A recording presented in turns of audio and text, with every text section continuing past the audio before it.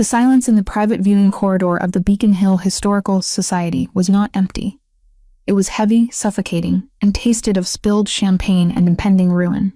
I stared at the intricate gold leaf molding along the ceiling, tracing the century-old craftsmanship with my eyes, to keep my mind from shattering.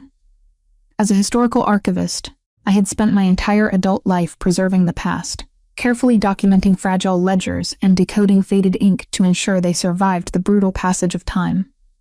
To the left of where I stood, an 18th-century Venetian tapestry hung behind museum-grade UV glass.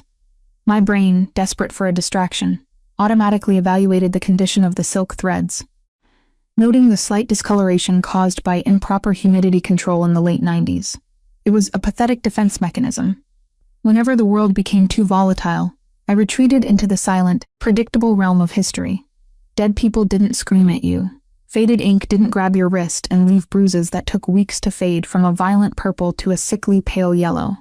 But right now, standing in the shadows of the opulent art gallery, my academic coping mechanisms were failing completely. I couldn't figure out how to preserve myself. Tyler Finch stepped closer, his expensive cologne, a sickeningly sweet mix of bergamot and cedar, clogging the air in my lungs. "You thought you could just ignore my calls, Clara?" he asked. His voice was pitched low, perfectly modulated to sound like a concerned partner to anyone walking by the entrance of the alcove. I knew the precise cadence of that tone. It was the warning rumble before the landslide. I pressed my spine against the cold marble wall. The stone bit into my bare skin, a stark reminder of the crimson silk dress I was wearing tonight. The backless designer gown had been a calculated choice for the charity gala. A shield of elegance meant to project an image of a woman who was in control. A professional who had fully moved on from the wreckage of a toxic, controlling relationship. I had spent 2 hours meticulously styling my hair and applying heavy concealer along my collarbone to hide the lingering exhaustion beneath my skin. I wanted to look untouchable to the board of directors. Instead, I felt entirely trapped. "Tyler, you need to leave me alone," I said. My voice barely a whisper, yet it felt like it was scraping against sandpaper. "We are done. I told you never to approach me again." "Done?" Tyler let out a short, hollow laugh that didn't reach his eyes. He closed the remaining distance between us, crowding my personal space until the edge of his tailored suit jacket brushed against the delicate silk of my gown. "We are only done when I say we're done. You think, because you got that little translation grant, you don't need me anymore? You think you can just walk into my world, drink my investors' champagne, and parade around in that dress looking for a replacement?" His hand snapped out, his fingers wrapping around my left wrist like a mechanical vice. The pressure was immediate, sharp, and terrifyingly familiar. My heart hammered against my ribs, beating a frantic, erratic rhythm that echoed the absolute panic surging through my veins. I tried to pull my arm away, but his grip only tightened, the pads of his fingers pressing brutally into my pulse point. "Let go of me," I demanded, though the tremor in my chest betrayed the false bravado of my words. "Or what?" Tyler leaned in, his breath hot against my cheek. "You'll cause a scene? Here? In front of the institute directors who are deciding on your permanent funding next week? Do it, Clara. Scream. Show them all exactly how unstable you are. Let's see who they believe." He was weaponizing my career, twisting the very thing I had sacrificed everything to build. The Archival Institute was my sanctuary, the only place where my intelligence and competence were genuinely valued. Tyler knew exactly how to leverage my professional pride against my physical safety. He also knew about the crushing medical debt sitting on the kitchen counter, back in my cramped apartment. The endless stack of bills from my mother's final months in hospice care. It was the exact same psychological warfare he had waged for 2 years. Isolating me, draining my finances, and convincing me that without his influence, I was nothing but a fragile, debt-ridden historian who would be out on the street by the end of the month. The corridor felt like it was shrinking, the walls closing in as the ambient noise of the charity gala out in the main hall faded into a dull underwater roar. My breathing grew shallow, jagged. I needed an exit. I needed a miracle. Then, the atmospheric pressure in the gallery shifted. It wasn't a sound, but rather the sudden, absolute absence of it. Like a predator had just revealed itself, and every prey animal in the vicinity suddenly remembered what fear tasted like. I forced my gaze past Tyler's shoulder. At the far end of the corridor, a man had just stepped away from the crowded ballroom and into the private alcove. He didn't just walk into the space, he claimed it. He was exceptionally tall, his broad shoulders filling out an immaculate, bespoke charcoal suit that screamed of old money and lethal authority. The fabric draped with perfect precision, suggesting the tailoring hid more than just muscle, perhaps a holstered weapon, perhaps just the sheer density of a man who bent the world to his will. He moved with the terrifying, silent grace of a ghost, his polished leather shoes making no sound against the marble floor. But it was his eyes that made the blood crystallize in my veins. They were a storm gray, so dark they bordered on obsidian, scanning the corridor with a cold, analytical detachment that missed absolutely nothing. Even from 20 feet away, the raw power radiating from him was a physical weight in the air. As a translator of ancient texts, I was trained to read between the lines, to decode the hidden messages in historical documents. But right now, decoding the body language of the stranger took no effort at all. He was a man who commanded violence, yet held it perfectly on a leash. The subtle tell was in the way his large hands rested loosely at his sides, completely relaxed despite the sharp tension in his jaw. He was a king surveying a very small, very insignificant chessboard. Tyler, entirely oblivious to the shift in the room, tightened his grip on my wrist. "You're going to walk out of here with me quietly. We are going to get into my car, and you are going to listen to exactly how we are going to fix this. Do you understand?" I looked back at the stranger in the charcoal suit. He had stopped walking. His storm gray eyes were fixed directly on us, on Tyler's hand wrapped around my wrist, on the sheer terror vibrating through my rigid posture. I didn't know who this man was, but I recognized absolute sovereignty when I saw it. I recognized a man who did not ask for permission, who existed far outside the petty bureaucratic rules that my ex used to keep me caged. A wild, desperate impulse seized my brain. It was reckless. It was insane. It was the kind of suicidal gamble that a rational archivist would never take. But the bruised skin on my wrist was throbbing, and the thought of getting into that car made my stomach heave with acute, paralyzing terror. I used every ounce of adrenaline left in my exhausted body. I violently yanked my arm downward, twisting my wrist exactly the way a self-defense instructor had taught me months ago. Tyler's grip slipped for a fraction of a second, surprised by the sudden, sharp resistance. It was enough. I tore myself free, the friction burning my skin, and launched myself forward. I didn't run toward the main hall where he could easily intercept me. I ran straight toward the imposing stranger. My heels clicked frantically against the marble. 2 steps, 4 steps. The man in the dark wool didn't flinch. He didn't step aside. He simply stood there like a pillar of granite, watching my frantic approach with an unreadable, icy calm. "Clara!" Tyler snarled from behind me, his heavy footsteps echoing as he lunged in pursuit. I reached the stranger. I didn't have time to explain. I didn't have time to beg for his help.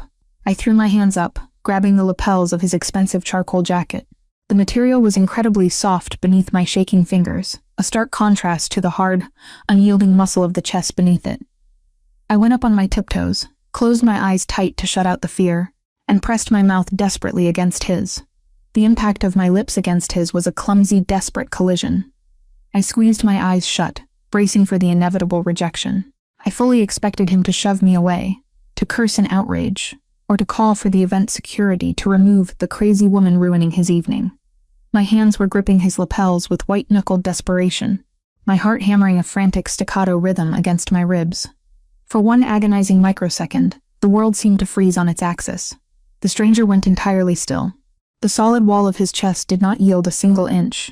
Then everything changed. He didn't push me away. He didn't flinch. Instead, a large, heavy hand settled firmly against the curve of my waist. His palm found the exposed skin of my lower back, where the red silk dipped dangerously low. The sudden heat of his touch spread across my skin, like blood seeping through gauze, a branding iron against my shivering flesh. His fingers were slightly rough, bearing the faint calluses of one who worked with his hands in ways that had nothing to do with typing on a keyboard. Yet his grip was infinitely gentle. It was a calculated, deliberate hold that possessed an unspoken promise of absolute immovability. It wasn't just a physical touch. It was an anchor thrown into the middle of a hurricane. For 2 years, I had been conditioned to flinch at sudden movements, to analyze every micro-expression on a man's face to gauge my own safety.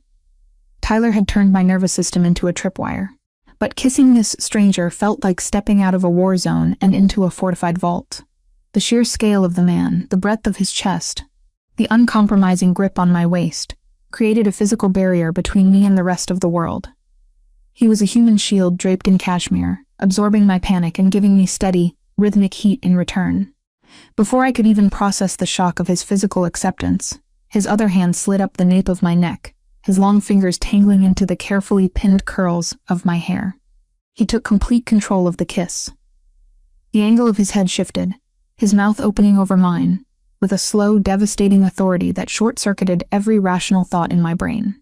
The taste of him flooded my senses, a dark, intoxicating blend of aged whiskey, the bite of winter cold, and an underlying sharpness of mint. He tasted like power. He tasted like absolute, uncompromising danger.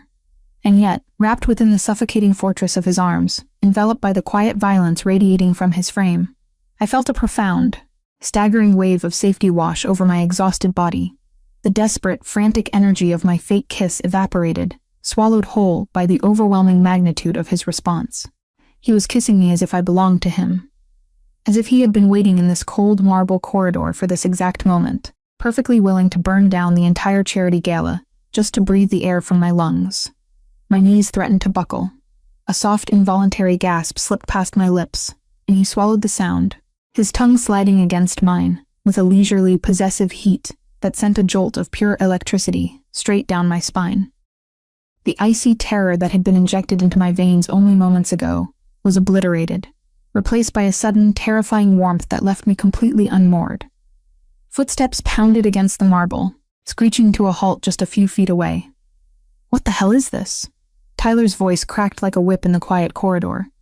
The stranger didn't immediately let me go. He took his time, his thumb tracing a slow, deliberate line along my jaw before he finally lifted his mouth from mine. He kept me pinned flush against his side, his arm remaining a solid bar of iron wrapped protectively around my waist. The message was clear. I was within his territory now. I opened my eyes, my vision blurring slightly as I stared up at the stranger who had just anchored me to the earth. His stormy irises remaining locked on my face were no longer unreadable. They were dark, churning with a quiet, lethal violence that made my breath catch in my throat. But that violence wasn't directed at me. Slowly, with the languid grace of an apex predator turning to acknowledge a buzzing insect, he shifted his gaze to the man standing a few yards away. Tyler was breathing heavily, his fists clenched at his sides. His face was flushed with the arrogant rage of a narcissist who had just been publicly defied. But as he locked eyes with the man holding me, I watched a fascinating, terrifying transformation occur. The arrogant sneer faltered. The color rapidly drained from his face, leaving his skin a sickly, ashen gray. His gaze darted from the stranger's bespoke suit to the chilling emptiness in his obsidian eyes, and slowly the realization of exactly who he had just interrupted seemed to crash over him like a physical blow. "Clara," Tyler stammered, his voice suddenly lacking all its former venom. He took a small, involuntary step backward, his posture shrinking inward. "Is there a problem here, Tesoro?" The stranger's voice was a deep, gravelly baritone that vibrated through the chest, pressed firmly against my shoulder. The Italian endearment rolled off his tongue with a smooth, native fluency. He didn't raise his voice. He didn't need to. The quiet gravity of his tone screamed like a siren in a silent room. I was just talking to my girlfriend," Tyler managed to say, though his words were trembling. The lie sounded pathetic, completely stripped of the manipulative power it had held only 3 minutes ago. The man beside me tilted his head slightly. A cruel, dry smile touched the corner of his mouth. "Your girlfriend," he repeated, the words dripping with a cold, mocking finality. He adjusted his grip on my waist, pulling me even tighter against the solid wall of his body. The heat radiating from him seeped through the thin silk of my dress, melting the lingering frost of my trauma. "That is a very dangerous assumption," the stranger said softly, his eyes turning to dead, frozen slate. "Because from where I am standing, she is mine. And if I ever see you breathing the same air as her again, I will ensure it is the last breath you take." Permanently. The absolute command in his voice left no room for negotiation. It was not a threat born of emotional anger or petty jealousy. It was a logistical guarantee, delivered with the chilling calm of someone who dealt in life and death before breakfast. Tyler's jaw snapped shut. The facade of the powerful, controlling abuser shattered completely, revealing the weak, cowardly shell beneath. He didn't say another word. He couldn't. He simply turned on his heel and half ran toward the exit, his expensive shoes slipping awkwardly against the polished marble in his desperate scramble to escape the corridor. He looked pathetic. The man who had haunted my nightmares, who had made me feel so small and helpless for years, was nothing but a fleeing shadow in the presence of a true apex predator. I stood frozen, my heart still racing, as I watched him disappear around the corner. The crushing weight of my financial exhaustion, the medical debts, the constant fear of retaliation, all of it seemed to hang suspended in the sudden, ringing quiet of the hallway. I slowly looked up at the man who still had his hand resting intimately on my bare back. I had just used him. I had thrown myself at a complete stranger in a moment of panicked desperation to save myself. He looked down at me, his turbulent gaze softening infinitesimally, as he took in the lingering tremor in my hands and the angry red marks blooming on my wrist. "You are shaking," he murmured, his thumb brushing gently against my side. I had intended it to be one fake kiss, just a momentary lie to escape a nightmare. But as I stared into the face of Dante Rossi, the city's apex predator, I realized with a terrifying clarity that he had just made the lie entirely too real.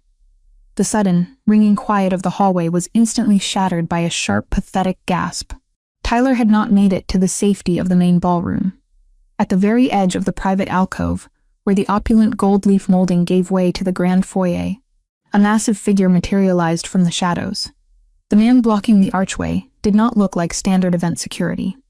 My archivist's eye, trained to catalog anomalies, immediately registered the severe, military precision of his posture. He wore a dark suit similar to the man beside me, but his presence was entirely different. While the sovereign holding my waist radiated the effortless authority of a king, the newcomer exuded the blunt, uncompromising utility of an executioner. Tyler slammed on the brakes, his leather shoes skidding on the century-old marble.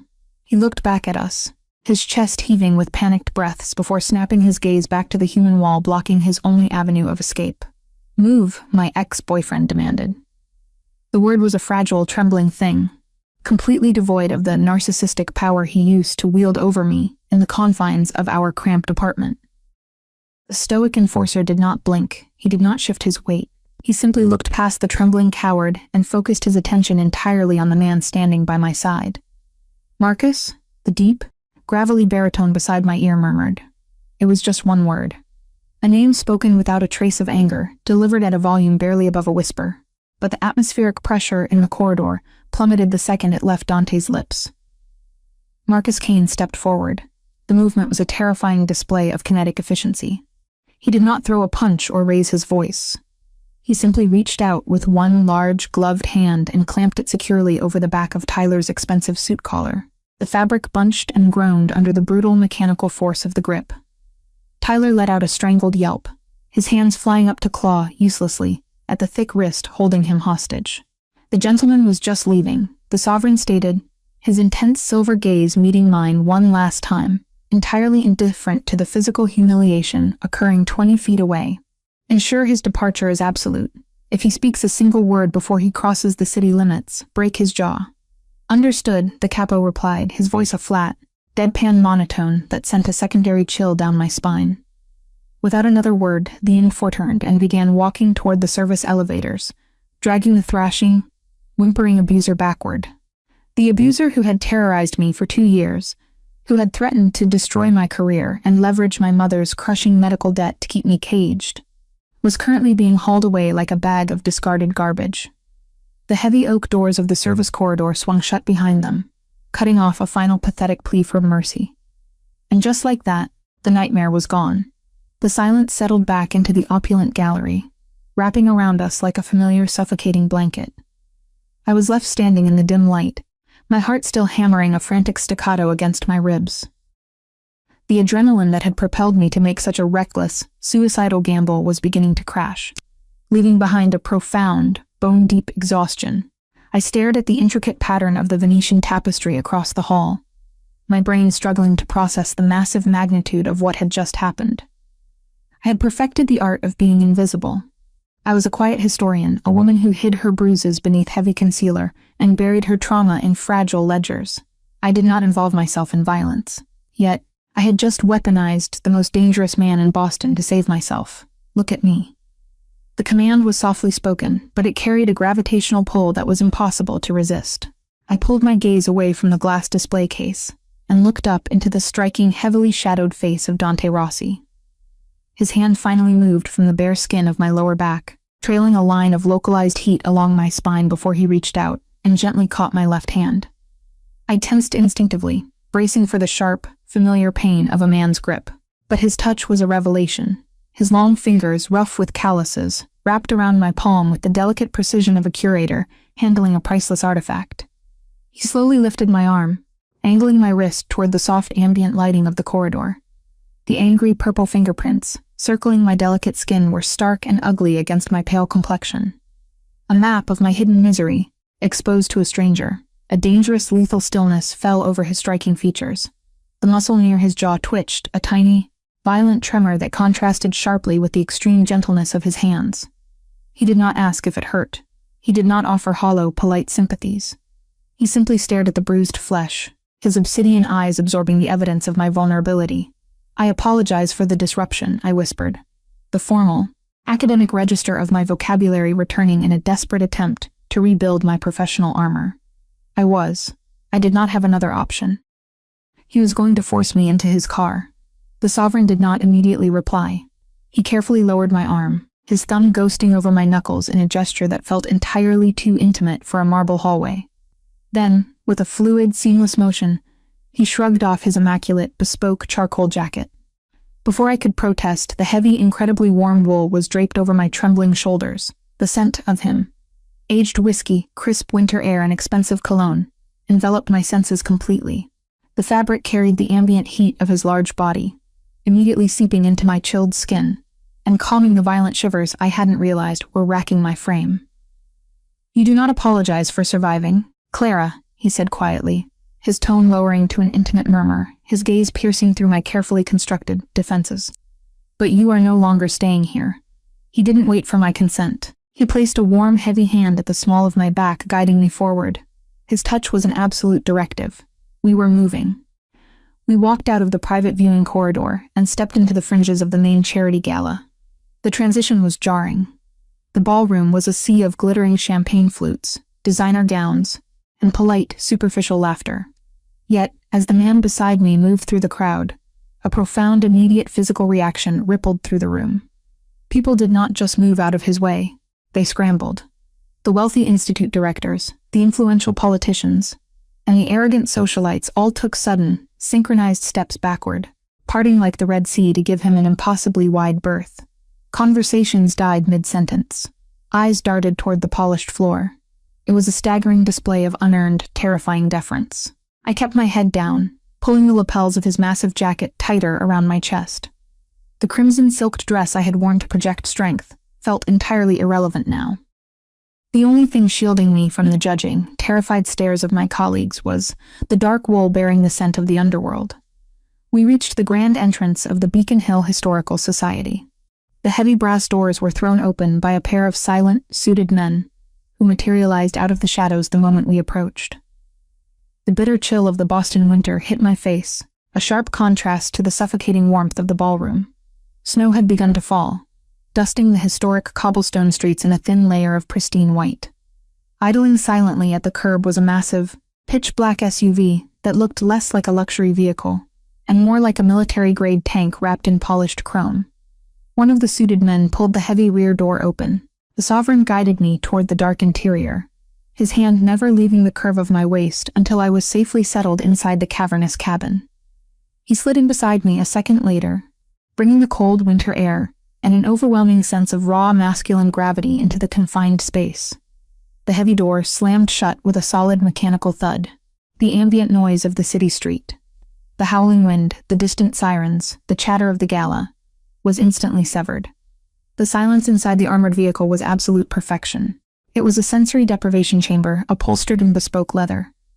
I stared at the tinted, bulletproof glass as the vehicle smoothly pulled away from the curb. The transition from acute, heart-stopping terror to complete physical safety had happened so fast it left me feeling entirely unmoored. I was sitting in the back of a moving fortress, wrapped in the coat of a man whose name alone had just terrorized a violent narcissist into absolute submission. I needed to regain control. I needed to establish boundaries before this situation spiraled completely out of my hands. "Thank you," I said, my voice sounding incredibly small in the pressurized cabin. I kept my eyes fixed on the glowing streetlights, blurring past the window. What you did back there. I cannot express how grateful I am. If you can just drop me off at the next intersection, I will find a taxi back to my apartment. I will have your jacket cleaned and return to you tomorrow. The man beside me did not say a word. The silence stretched thick and heavy, punctuated only by the faint mechanical hum of the engine. I slowly turned my head to look at him. Dante was sitting in the shadows of the rear cabin, his long legs stretched out comfortably. The absence of his jacket revealed a crisp, white dress shirt tailored perfectly to his broad shoulders, a dark silk tie undone slightly at his throat. He was watching me. His slate-colored gaze traced the line of my posture, cataloging the nervous tension in my jaw and the white-knuckled grip I had on the edges of his wool coat. "You believe you can just walk away from this," he stated. It wasn't a question. It was an observation, delivered with a dry, almost mocking edge that sent a flush of pensive heat up my neck. "I believe the transaction is complete," I replied, lifting my chin in a desperate bid to project competence. "I needed a momentary deterrent. You provided it. My ex-boyfriend is a coward who preys on vulnerable women. He will not risk crossing a man of your obvious resources. The lie served its purpose. I am safe now." "The lie," Dante repeated, the gravelly resonance of his voice vibrating through the leather seats.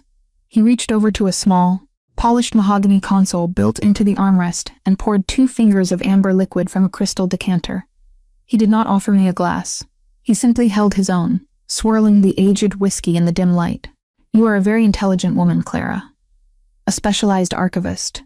You spend your life analyzing historical texts, decoding cause and effect, understanding the permanent consequences of human actions." He took a slow, deliberate sip of the liquor. His dark eyes never left my face. "So, I need you to apply that brilliant, analytical mind of yours to the current situation. You did not just kiss a random, wealthy patron in a dark hallway. You threw yourself at the head of the Rossi syndicate, in front of a dozen hidden cameras, 2 of my personal security operatives, and a highly unstable civilian who now believes you belong to me." My breath hitched. The clinical, terrifying reality of his words crashed into my fragile academic armor. The Rossi Syndicate. I had read the name in whispered headlines and seen it attached to massive, untouchable shipping conglomerates that controlled the ports of Boston. I had known he was dangerous, but hearing the absolute confirmation paralyzed my lungs. "I didn't know," I whispered, the reality of my monumental miscalculation settling over my shoulders like a physical weight. "I just saw a man he would be afraid of. I didn't mean to drag an entire criminal enterprise into my personal domestic dispute." Dante set the crystal glass down on the console. The quiet clink of the glass sounded like a gavel dropping in an empty courtroom. "Ignorance does not negate consequence, Tesoro," he said softly, leaning closer. The sheer physical magnetism of his body, closing the distance between us, stole whatever oxygen remained in my lungs. "In my world, a public claim is absolute. You used my authority to shield yourself. You wore my protection like a weapon. Do you honestly think Tyler Finch is the only threat in this city?" He reached out, his knuckles lightly grazing the exposed skin of my collarbone, right above the thick layer of concealer I had applied hours ago. The touch was electric, sending a violent shiver down my spine that had absolutely nothing to do with the winter cold outside.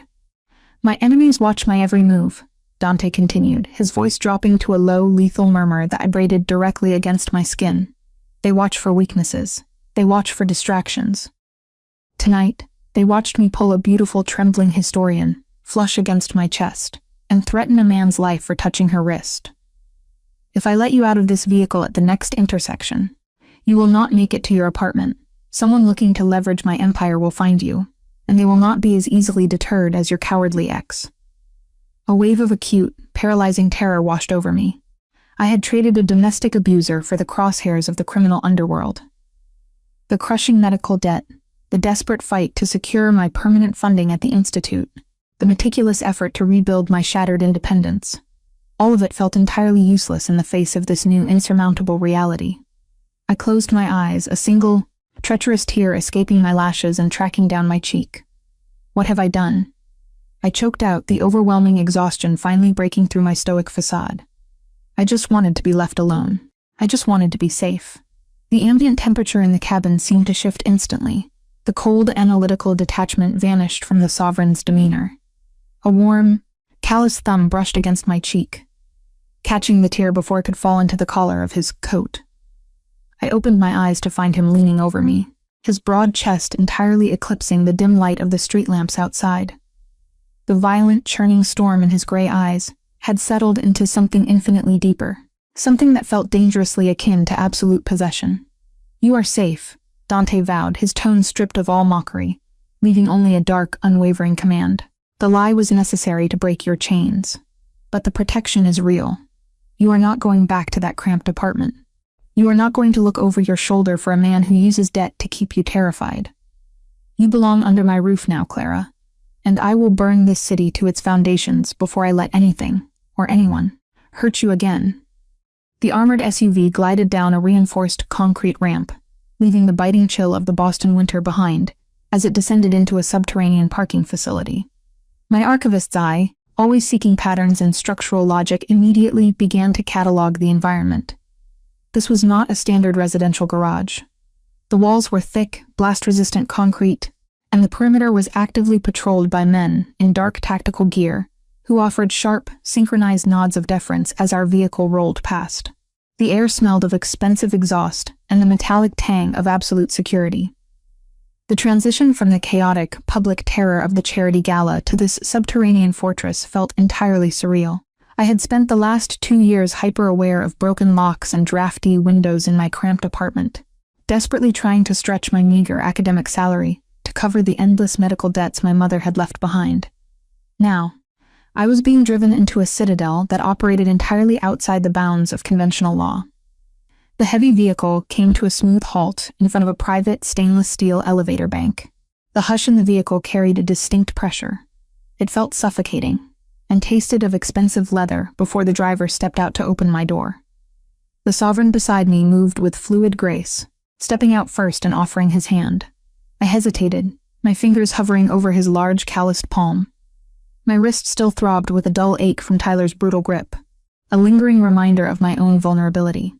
Taking this man's hand meant accepting the reality of my new confinement. But I had no other choice. I placed my trembling hand in his, and his long fingers closed around mine with a steady, uncompromising warmth that immediately anchored my racing heart. He guided me into the elevator, swiping a biometric keycard over the panel. The ascent was fast and eerily silent, the numbers on the digital display climbing higher and higher until we reached the penthouse level. When the metallic doors slid open, I braced myself for the cold, sterile environment typical of modern luxury. Instead, I stepped into a space that breathed with quiet, formidable history. The entrance gallery was an architectural masterpiece. Wide plank mahogany floors stretched out beneath a vaulted ceiling, while the walls were adorned with authentic Renaissance-era tapestries and classical oil paintings that belonged in a museum. As an expert in historical preservation, my mind automatically evaluated the humidity controls and the ambient lighting designed specifically to protect the fragile pigments. Dante Rossi did not just possess wealth, he possessed legacy. The breathtaking immensity of the estate was overwhelming. A gilded cage constructed from dark wood, imported marble, and absolute power. "Welcome home, senor," a warm, feminine voice called out from the end of the grand corridor. A woman in her late 50s stepped into the soft lighting of the foyer. She wore a simple, impeccably tailored black dress with a crisp white apron, her silver hair pulled back into a neat, elegant twist. Her face bore the gentle, weathered lines of a woman who had seen decades of the syndicate's dark reality, yet managed to retain her maternal warmth. This was Teresa Bianchi. The housekeeper's dark, observant eyes flicked from the imposing figure of her boss to my pale, shivering form, still wrapped in his massive charcoal jacket. She did not ask questions. She did not display a single ounce of shock at the sight of Boston's most lethal kingpin, bringing a trembling, disheveled civilian into his private sanctuary. Her gaze simply softened with profound, immediate understanding. "Teresa," Dante's voice was a low rumble, stripped of the lethal edge he had weaponized against Tyler. "Clara will be staying with us indefinitely. Prepare the East Wing suite, and ensure she has everything she needs." "Of course," the older woman replied, her tone soothing and rich with a traditional Italian cadence. She stepped forward, her presence projecting a deep, comforting domesticity that starkly contrasted with the violent underworld her employer commanded. "Come with me, child. You look as though you have been standing in the winter wind for a lifetime."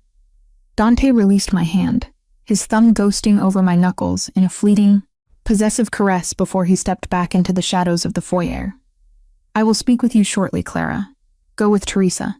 I followed the housekeeper down a long, curved hallway that seemed to stretch on forever, my heels sinking into the plush, hand-woven silk runners. Every step took me further away from my old life. The crushing anxiety of unpaid bills, the constant fear of Tyler cornering me in the university library, the humiliating necessity of applying heavy concealer over my bruises. All of it felt disconnected here, as if the heavy reinforced doors of the penthouse had physically severed me from my past. Teresa opened a pair of solid oak doors and ushered me into the guest suite. The room was breathtaking. Floor-to-ceiling windows offered a panoramic view of the Boston skyline, the city lights blurred by the relentless, driving snow. A massive four-poster bed draped in crisp, white Egyptian cotton and thick cashmere throws dominated the center of the room.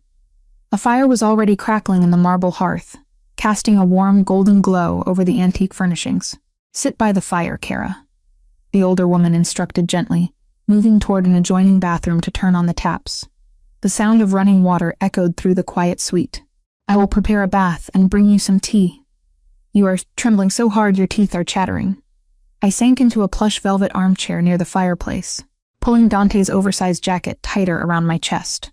The scent of him, aged whiskey and crisp winter air, still clung to the wool, wrapping around me like a physical shield. The silence in the penthouse lacked its usual void. It felt dense, suffocating, and tasted of absolute security and impending captivity. I stared at the flames dancing in the hearth, watching the orange light spreading across the marble floor like blood seeping through gauze. I had traded the petty, cruel control of a narcissistic abuser for the total, absolute protection of a mafia sovereign. The realization was terrifying, yet beneath the acute panic, a shameful, profound wave of relief washed over my exhausted body. For the first time in 2 years, I did not have to look over my shoulder. Teresa returned a few minutes later, carrying a silver tray with a steaming porcelain teacup. The rich, earthy scent of chamomile and fresh honey wafted into the room, a warm, grounding fragrance that starkly contrasted with the lingering chill of my terror. She set it on the side table and turned to face me, her observant eyes lingering on the angry, purple marks circling my wrist where Tyler had grabbed me. Her expression tightened imperceptibly, a flash of ancient maternal fury, crossing her gentle features before she smoothed it away. She did not pry. She simply reached out and placed a warm, comforting hand over my uninjured arm. "The water is ready when you are," Teresa murmured, her voice a soft anchor in the storm of my thoughts. "You are safe here, Clara. The men who guard these doors do not fail, and the man who brought you here, he does not let anything he claims be taken from him."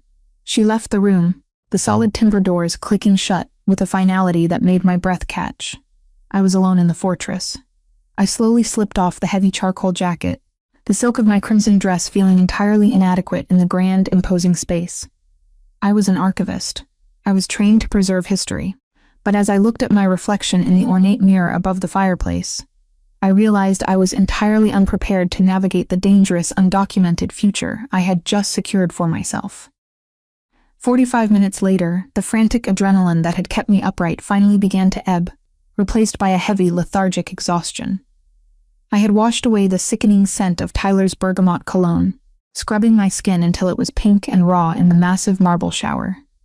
Teresa had thoughtfully laid out a set of incredibly loft, charcoal gray silk pajamas that swallowed my slender frame, yet provided a comforting, tactile warmth against my bruised skin. I sat on the edge of the massive bed, staring blankly at the snow, hammering against the reinforced glass of the windows. A sudden knock, then silence. Before I could answer, the thick wooden door pushed open. Dante stepped into the dimly lit suite. He had shed his bespoke jacket and unfastened the first 3 buttons of his crisp white dress shirt, exposing the strong, tanned column of his throat and a faint glimpse of dark ink creeping across his collarbone. The removal of his formal armor did not make him look any less dangerous. If anything, it emphasized the raw, coiled power of the man beneath the tailored clothes. He paused just inside the threshold, his piercing eyes sweeping over the room, before locking onto my small form sitting on the edge of the mattress. The intensity of his gaze was a physical weight, pinning me in place as he slowly crossed the antique rug. Every step he took was deliberate, silent, like a predator entering an enclosure, completely aware that there was no way out. Therese said you barely touched your tea, the sovereign observed, his deep baritone vibrating through the quiet space. He stopped 3 feet away from me, close enough that the ambient heat of his large body immediately disrupted the cool air of the suite. I wasn't thirsty, I replied, my voice raspy and defensively formal. I forced myself to meet his eyes, refusing to let him see how thoroughly his presence unsettled my nervous system. Mr. Rossi, I appreciate the sanctuary you've provided tonight. Truly, I do. But we need to establish the logistical boundaries of this arrangement. I have a life outside these walls. I have a position at the Historical Institute, fragile texts that require daily monitoring, and an apartment that holds my personal documents.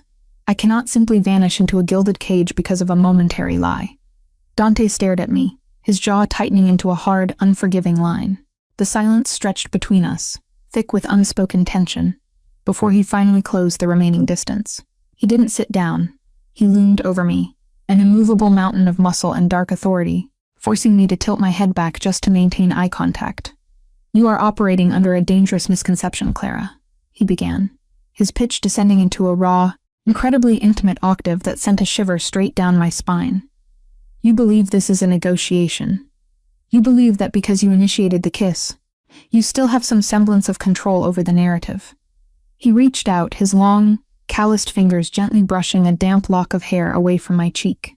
The contrast between the violent nature of his world and the exquisite, careful gentleness of his touch was deeply disorienting.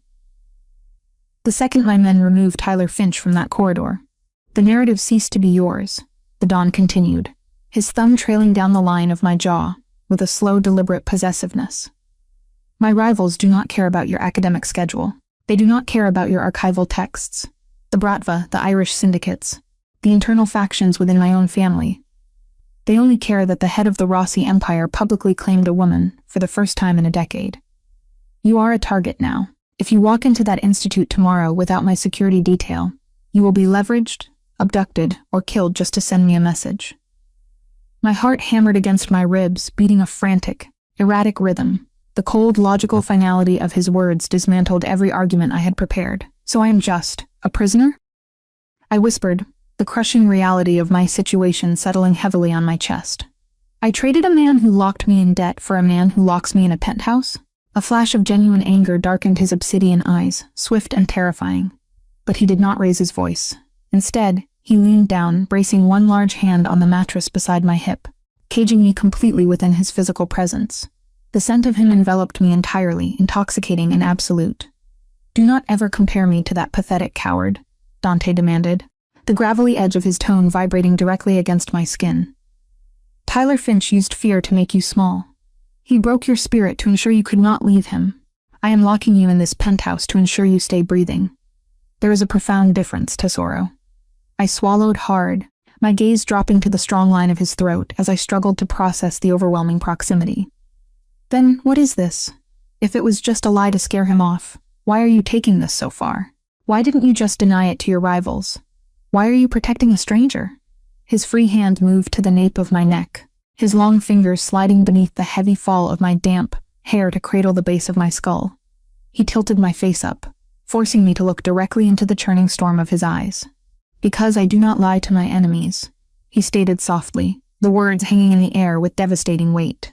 And because from the moment you threw yourself against my chest and looked at me as if I was the only safe harbor in this godforsaken city, it stopped being a fake arrangement.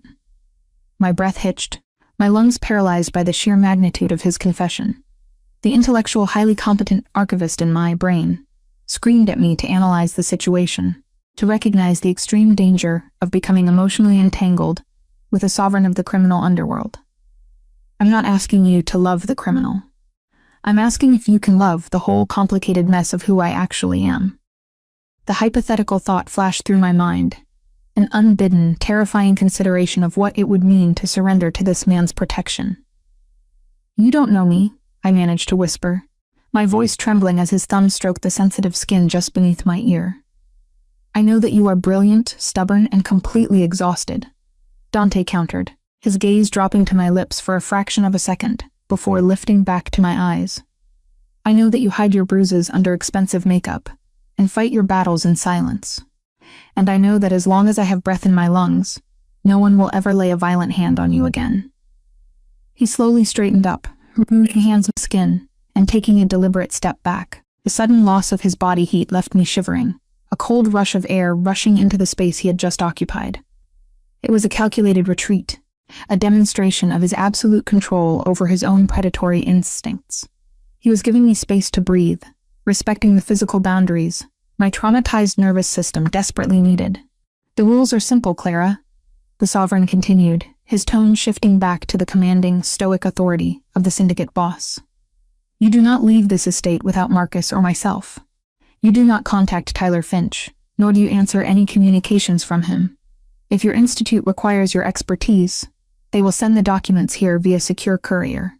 You have free reign of the penthouse, the library, and the terrace." I wrapped my arms around my waist, processing the draconian yet undeniably protective restrictions. "And my medical debts? Tyler holds the leverage over the collection agencies.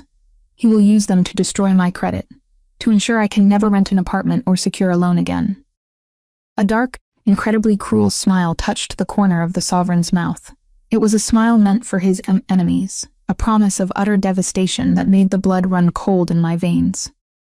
"By tomorrow morning, your ex will discover that every collection agency holding your mother's medical debt has been bought by a shell corporation under my control," Dante stated, turning toward the heavy oak door.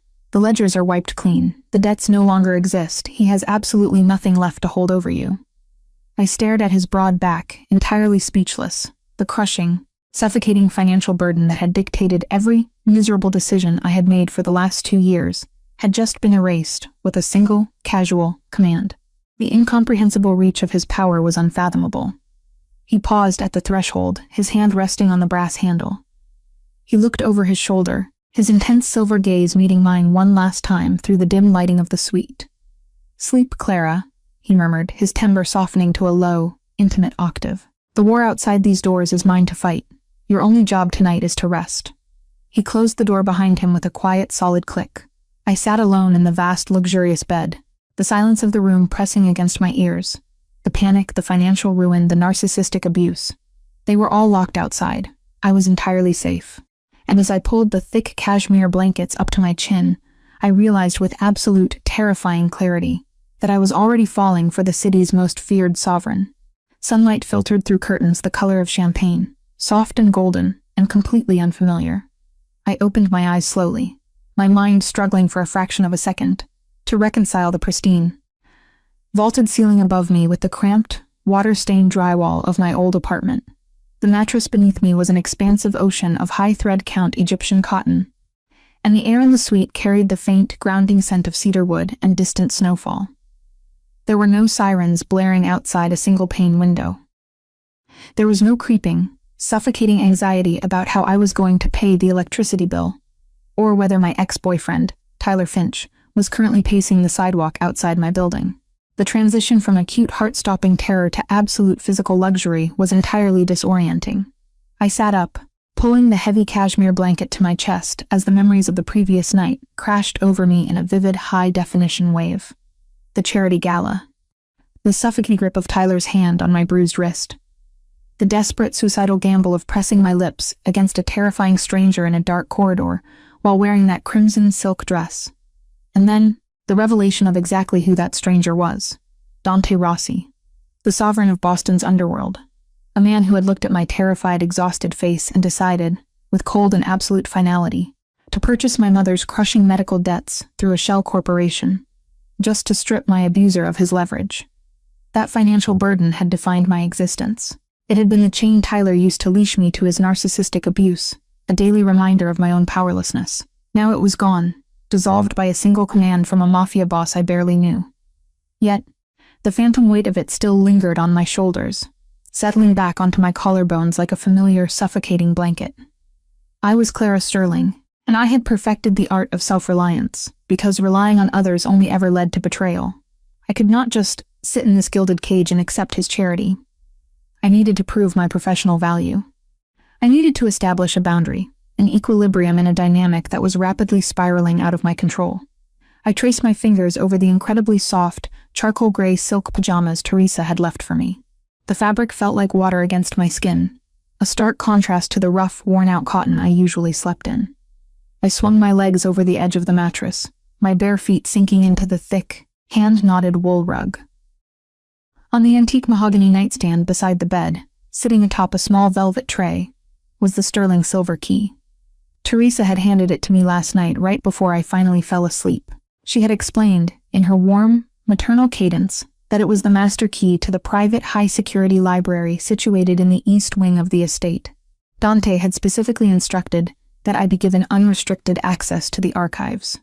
For a man who dealt in secrets, blood, and absolute command, handing a civilian the physical key to his private historical sanctuary was a staggering demonstration of trust.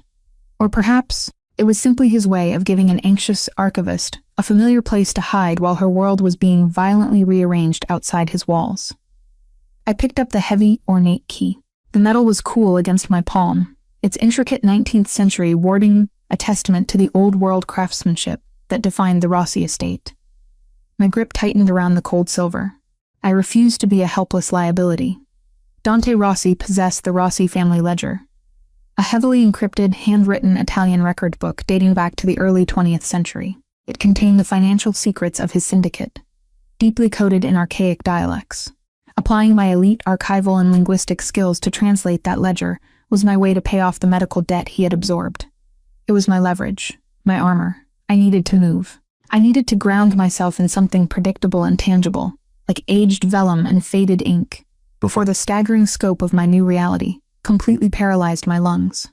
The grand hallway of the penthouse was completely silent, yet it hummed with the invisible, atmospheric pressure of elite security. I walked down the wide plank mahogany corridor, my silent footsteps absorbed by the hand-woven silk runners. The air grew distinctly warmer as I approached the east wing, carrying the rich, dark aroma of freshly brewed espresso and the faint scent of polished leather. Every architectural detail in the Rossi estate screamed of generational wealth. The imported granite, the bespoke crown molding, the muted lighting that cast soft amber shadows across the walls. It was a fortress masquerading as a palace. As I rounded the final corner toward the library, I realized I did not need to use the antique key. The massive double doors were pushed open just a fraction of an inch, leaving a narrow vertical sliver of amber light spilling out into the shadowy hallway. I stepped closer, intending to knock and announce my presence, so I could formally request access to the ledger. But the low, mechanical drone of a voice drifting through the crack in the heavy wood stopped me dead in my tracks. "Tyler Finch is liquidating," Marcus Kane stated, his tone flat and entirely devoid of emotion. My breath hitched. I froze in the corridor, pressing my shoulder blade against the cool plaster of the wall, entirely hidden by the heavy shadows of the hall. The sheer mention of my ex-boyfriend's name sent an involuntary spike of adrenaline straight into my bloodstream, a residual trauma response that my body had not yet unlearned. Through the narrow opening, I had a limited but clear view of the interior. The private library was breathtaking. 2 stories of meticulously curated texts, rolling brass ladders, and dark mahogany shelving illuminated by the soft glow of a massive marble fireplace. Standing in front of a sprawling, leather-topped desk was the capo I had seen last night. Marcus stood with severe, military precision, holding a slim encrypted tablet, serving as Dante's trusted right-hand man and security coordinator. Behind the desk sat the Don. Dante Rossi did not look like the sovereign, who had just dismantled an entire financial portfolio before breakfast. He wore a fitted black turtleneck that stretched taut across the broad, heavily muscled expanse of his chest, completely stripped of the formal bespoke armor he had worn to the gala. He sat leaning back in the heavy leather executive chair, one large hand casually holding a demitasse cup of espresso. His dark, analytical gaze was fixed on his capo, his expression an unreadable, terrifying mask of absolute calm. "Explain the timeline," the sovereign ordered softly. His deep baritone did not need volume to command the room. The sheer gravity of his voice seemed to bend the surrounding air to his will. The Shell Corporation finalized the hostile acquisition of his primary credit lender at 0600 hours this morning. "Exactly as you instructed," Marcus replied, his eyes never leaving the screen of his tablet. Finch woke up to discover all of his business accounts frozen, his credit lines terminated, and the collection agencies holding the sterling medical debts no longer returning his calls. He is entirely cornered. His remaining liquid assets will not cover his personal operating costs past Friday. He is panicking, and panic breeds desperation. I pressed my hand against my chest, feeling the frantic, erratic rhythm of my heart. The cold, logistical efficiency with which they were dismantling a man's entire existence was staggering.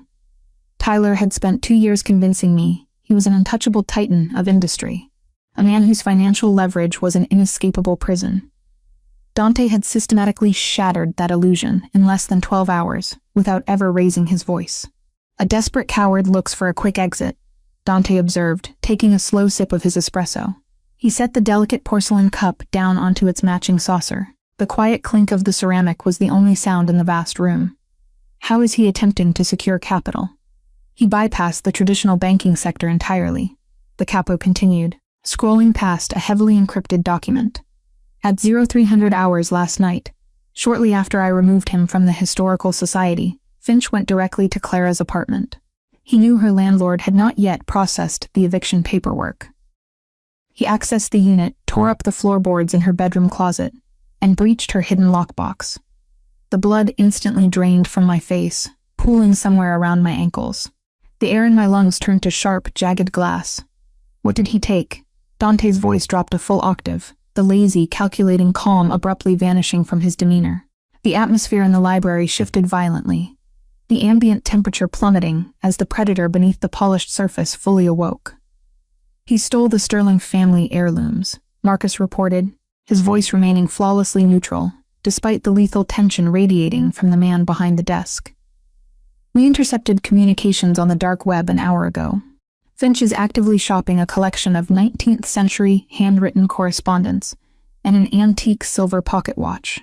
He has scheduled a meeting with a black market fence operating out of a warehouse in the waterfront district at noon today to liquidate the artifacts for untraceable cash. My vision blurred at the edges. My knees threatened to buckle, forcing me to lean heavily against the corridor wall to remain upright. He took the letters. The analytical, highly specialized archivist in my brain immediately went into a state of catastrophic overdrive. Those were not just historical documents. They were an unbroken collection of correspondence written by my great-grandmother during the height of the Industrial Revolution, detailing the survival of my family through famine and unimaginable poverty. The letters were penned in highly acidic iron gall ink on fragile, unbuffered cotton rag vellum. I had spent 6 agonizing months restoring them, carefully neutralizing the pH levels of the paper and housing them in custom, climate-controlled mylar sleeves. They required exact humidity, precise handling, and absolute protection from environmental light. The thought of Tyler Finch, a man who spilled cheap liquor on his own carpets and crushed my spirit for sport, shoving those delicate, priceless artifacts into a damp duffel bag and handing over my heritage to a street-level criminal in a freezing warehouse was physically agonizing. It was a profound, irredeemable violation. The antique silver watch was the last tangible item my mother had held before the illness took her. It was my legacy. It was the very reason I had dedicated my entire life to the preservation of history, and my abuser was currently trading it for a petty escape fund.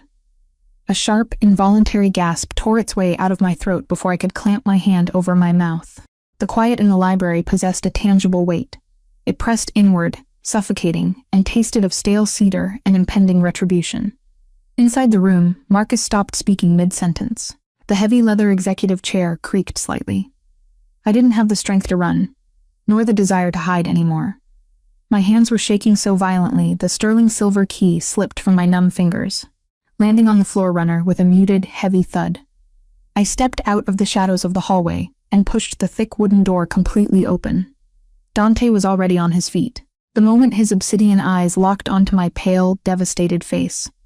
The lethal, terrifying aura of the syndicate boss fractured, instantly replaced by the fierce, single-minded focus of a sovereign protector. He did not ask how long I had been listening. He did not reprimand his capo for a breach in confidentiality. He simply moved. "Marcus, leave us," Dante commanded quietly, never breaking eye contact with me. "Yes, boss," the capo replied. He moved with silent, fluid efficiency, stepping around me and slipping out into the grand hallway, pulling the thick panels perfectly shut behind him. The distinct, metallic click of the latch echoed in the cavernous space, sealing me inside the private sanctuary with the paramount boss of the underworld. I stood paralyzed near the threshold, my chest heaving as I struggled to pull oxygen into my constricted lungs. The tears I had stubbornly held back for 2 agonizing years finally breached my defenses, spilling hot and fast down my cheeks. My professional armor shattered completely. "He took them," I whispered, my voice cracking, completely devoid of the archivist's composure I had sought to maintain. "He knows what they mean to me. He knows they are the only things I have left of my mother. They are fragile, Dante. The ink is oxidizing. If they are exposed to the humidity in those warehouses, the vellum will deteriorate within hours. They will be destroyed forever." Dante crossed the sprawling length of the library with terrifying speed. He closed the distance between us in a matter of seconds, stopping just inches away from my trembling form. Up close, his towering physical presence was overwhelming. The heat radiating from his large body immediately began to push back the icy chill of my panic. He didn't offer empty platitudes or tell me to calm down. Instead, he reached out, his large calloused hands framing my face with a gentleness that completely defied his violent nature. His long fingers slid into the hair at my temples, his thumbs brushing the hot tears away from my cheekbones. "Breathe, Clara," he murmured, his tone sinking to a lethal, gravelly whisper that vibrated directly against my skin. "I can't," I choked out, a sob tearing through my chest. "He is erasing my history. It's his final punishment. He couldn't control my career anymore, so he's destroying the only legacy I managed to save." Dante's jaw tightened, the muscle ticking violently beneath the tanned skin of his cheek. The storm in his gray eyes churned, dark and lethal, an ocean of calculated violence just waiting to be unleashed. With a seamless fluid motion, he stepped forward and pulled me flush against the solid wall of his chest. He wrapped his arms around my shoulders, tucking my head beneath his chin and folding me entirely into his physical presence. The embrace was an absolute fortress. The thick, dark fabric of his sweater was incredibly soft beneath my cheek, and the steady, rhythmic thumping of his heart beneath my ear acted as an immediate anchor for my shattered nervous system. I buried my face in his chest, my hands coming up to grip the material at his waist with white-knuckled desperation. For a woman who had spent 2 years analyzing every micro-expression to gauge her own safety, pressing myself against the epicenter of Boston's criminal empire felt like the most rational, completely sane decision I had ever made. "Listen to me," Dante said softly, his chin pressing against the crown of my head as his large hand slowly stroked down the length of my spine. The slow, deliberate friction was designed to ground me, to physically pull me back from the precipice of my panic attack. "He will not sell a single page. He will not trade a single gear of that watch. Tyler Finch is a dead man walking who just made the fatal mistake of stealing from my house." I squeezed my eyes shut, fresh tears soaking into the fabric of his shirt. "He has a meeting at noon. If the fence takes the artifacts into the underground market, they will vanish into private collections. I will never see them again." "No," the Sovereign corrected, his grip tightening around my waist in a gesture of absolute, uncompromising possession. "The black market in this city does not move a single breath of air without my permission. The fence he is meeting works on my docks. The warehouse he is walking into is owned by my syndicate. Tyler believes he is finding an escape route, but he is walking directly into a steel cage." I pulled my head back just enough to look up at him. The tears were still falling, but the paralyzing grip of the panic was beginning to recede, replaced by a profound, chilling awe. Dante looked down at me, his eyes burning with a dark, terrifying devotion. His hands slid from my back to grip my waist, holding me with a steady strength that promised the earth would stop spinning before he let me fall. "I am not a civilized man, Clara," he confessed, the gravel in his voice scraping against the quiet atmosphere of the library. "I do not rely on the bureaucratic justice system that failed to protect you. I am a monster to the men who deserve it. I will hunt him down. I will take back what is yours, and I will ensure that the coward understands the exact, agonizing price of touching what belongs to me." He paused, his thumb gently tracing the line of my jaw, his gaze dropping to my lips before lifting back to meet my tear-filled eyes. "I'm not asking you to love the criminal," he murmured, repeating the unspoken fear that had hovered between us since last night. "I'm asking if you can accept the protection of a man who will burn the world down to keep you safe. Because I swear to you on my life, Clara, I will restore your history to this library tonight." I stared into the depths of his eyes. The intellectual, academic archivist within me knew I should be horrified by the casual promise of vigilante violence. I should have recoiled from the darkness radiating from his frame. But as I felt the steady, protective heat of his hands and the absolute certainty in his vow, the last remnants of my fear completely evaporated. I did not want the broken, apathetic justice of the police department. I wanted the protector promising to burn the city down to tear my abuser apart. I stopped shaking. I reached up, my small hands flattening against the hard, unyielding muscle of his chest, and I leaned my forehead against his. "Get them back," I whispered, surrendering completely to the reality of the sanctuary he had built for me. "Recover them for me, Dante." A dark, incredibly beautiful satisfaction crossed his features. He lowered his head, pressing his lips firmly against my forehead in a branding, solemn kiss that sealed the vow. "Consider it done, Tesoro." He released me slowly, his hands lingering on my arms before he stepped back. The temperature in the room seemed to drop the moment the physical contact was broken. He didn't say another word to me. The time for comfort had passed. He was a man going to war. Dante turned and strode toward the sturdy wooden doors, pulling them open to reveal Marcus waiting silently in the corridor. "Mobilize the harbor crew," Dante commanded, his voice sharp and absolute. "Lock down the waterfront district. No one goes in or out without my authorization. I want Finch alive." "Yes, boss," Marcus replied, already tapping into his encrypted tablet. Dante looked over his shoulder one last time, his dark gaze completely unreadable in the shadows, before he vanished into the hallway. The heavy doors clicked shut, leaving me entirely alone in the cavernous library. The silence rushed back in, heavy and suffocating. My heart was still hammering a frantic rhythm against my ribs, the adrenaline crash threatening to pull me under. Tyler was currently trying to sell the only pieces of my family history I had left. The urge to pace, to panic, to completely dissolve into tears was overwhelming. But I couldn't. I refused to let Tyler Finch turn me into a helpless, trembling liability. I looked down at the dark woven runner beneath my feet. Lying against the fabric was the sterling silver key.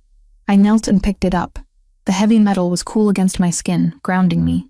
Dante was out there using his power, his violence, to protect my history. I needed to use my expertise to protect his. He had absorbed my mother's medical debts. He had given me a fortress. I would not just sit here and wait like a caged bird. I walked toward the east wall of the library, where a massive reinforced steel door was cleverly concealed behind a false mahogany bookshelf. The warding on the lock was a complex 19th century mechanism, but Teresa had explained its basic function to me last night. I slid the sterling silver key into the antique brass escutcheon. It turned with a heavy, satisfying click. The steel door swung open, revealing a small, climate-controlled archive vault. The air inside was crisp, precisely 54 degrees, with the humidity level strictly maintained at 45%. It smelled of old dust, dry parchment, and secrets. Positioned on a velvet-lined pedestal in the center of the small vault was the Rossi family ledger. It was a massive, intimidating tome bound in cracked, oxblood leather. I carefully lifted it. The weight of it was staggering. It felt like holding a century of blood, betrayal, and dark empire building in my bare hands. I carried the ledger back out into the main library and set it gently onto the sprawling leather-topped desk. I turned on the green glass banker's lamp, casting a pool of warm, focused light over the worn cover. I pulled up the heavy executive chair, taking the exact spot where the sovereign had sat just minutes ago. I stared at the dark leather, my hands still trembling violently from the aftershocks of sheer terror. I could not let myself splinter into a million useless pieces. I needed an anchor to pull me back from the emotional precipice Tyler had pushed me toward, a way to channel my panic into something sharp and absolute. I forced myself to focus on the tangible reality of the work, using the methodical process of archival analysis as a deliberate shield against my own collapsing nervous system. I opened the cover. The pages were thick, unbuffered cotton rag vellum, heavily oxidized at the edges. The ink was a deep, rusty brown, classic acidic iron gall ink that had bitten deep into the fibers of the paper over decades. But it wasn't the physical preservation that demanded my attention. It was the text itself. The archaic ledger entries were written in a dense, nearly impenetrable cipher. It was a chaotic blend of early 1900s regional Italian dialects, traditional double-entry bookkeeping, and a highly specialized shorthand that the Rossi family had clearly invented to keep the federal government blind. To an untrained eye, it looked like the frantic, illegible scribblings of a madman. To me, it was a puzzle waiting to be dismantled. I reached for a legal pad and a fountain pen from the brass organizer on the desk. I took a slow, deep breath, letting the familiar scent of old paper settle my racing pulse. This was my sanctuary. This was where I had power. I started on the most recent entries, working backward through the financial records of the last 12 months. The regional Italian dialect was challenging, requiring me to constantly cross-reference archaic idioms with modern maritime shipping terminology. The Rossi syndicate controlled the ports. The ledger detailed massive imports, container logistics, and offshore shell accounts. I fell into a deep, meditative flow state. The ticking of the grandfather clock in the corner of the room faded away. The terror of the morning receded, replaced by the sharp, analytical precision of my profession. Hour after hour passed. I translated the coded abbreviations, converting the archaic shorthand into neat, legible columns on my legal pad. By the time the grandfather clock chimed 2 in the afternoon, my fingers were cramped and my eyes burned from staring at the faded ink. But I didn't stop, because I had found something. I traced the nib of my pen down a column of translated figures from 6 months ago, cross-referencing it with an adjacent page detailing the syndicate's operational expenses for the East Coast Port Authority. The numbers didn't align. I frowned, leaning closer into the pool of amber light. I flipped back to a previous section, retranslating a complex paragraph of coded Italian dialects. Then I checked the mathematical equation again. It wasn't a clerical error. It was a deliberate, highly sophisticated financial anomaly. Someone within the organization had been systematically altering the gross tonnage reports for specific shipping containers arriving from Naples. They were skimming percentages off the top, fractions of a percent that seemed entirely negligible on a single shipment. But over the course of 6 months, the compounded interest amounted to millions of untraceable dollars. The funds were being quietly routed through a dummy corporation, disguised as a dockworker pension fund, completely bypassing Dante's primary financial oversight. My blood ran cold. This wasn't the work of a rival family hacking into the network. The ledger was entirely handwritten, entirely analog, and secured inside a vault that only the most trusted members of the Rossi inner circle could access. This was an internal financial leak, a profound calculated betrayal from within Dante's own ranks. I sat back in the heavy leather chair, the silence of the library, suddenly feeling less like a sanctuary and more like a trap. The man who had promised to burn the city down to protect me was currently out there fighting my battles, completely unaware that a venomous snake was coiled comfortably in his own grass. I looked down at my meticulous translations on the legal pad. The fear that Tyler Finch had instilled in me, the belief that I was weak, helpless, and dependent, evaporated entirely, replaced by a fierce, protective adrenaline. I had the ledger. I had the proof. I was no longer a civilian hiding in a gilded cage. I was the archivist who held the key to the syndicate's survival. I carefully closed the heavy cover of the Rossi family ledger, my jaw setting into a hard line. Now I just needed the sovereign to come home so I could hand him the sword. The grandfather clock in the corner of the library chimed 3 times, the heavy, resonant notes vibrating through the quiet expanse of the East Wing. I remained seated in the heavy leather executive chair, staring at the closed cover of the Rossi family ledger. The financial anomaly I had just decoded, the systematic siphoning of millions of dollars from the dockworker pension fund by altering container tonnage reports, was a dormant explosive resting on the mahogany desk. I had found it by cross-referencing encrypted Italian terminology from the 1920s with modern shipping manifests, leveraging my expertise to expose a profound internal betrayal.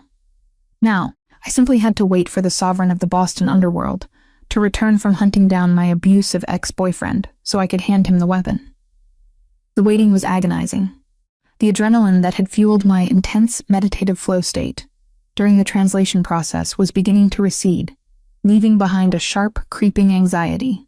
Tyler Finch was currently at a freezing warehouse on the Boston waterfront, attempting to liquidate the very last pieces of my family history to a black market fence.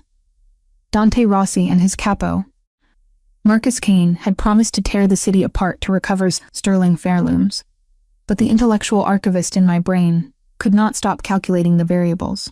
I pictured the high humidity of the docks, the rough handling of a desperate narcissist, the potential for irreversible damage to the highly acidic iron gall ink on the unbuffered cotton rag vellum of my great-grandfather's correspondence. Every second that ticked by was a second my mother's legacy was in jeopardy. I pushed my chair back from the desk, the friction of the wheels loud against the hand-woven silk runner. I could not just sit here and let the panic consume me.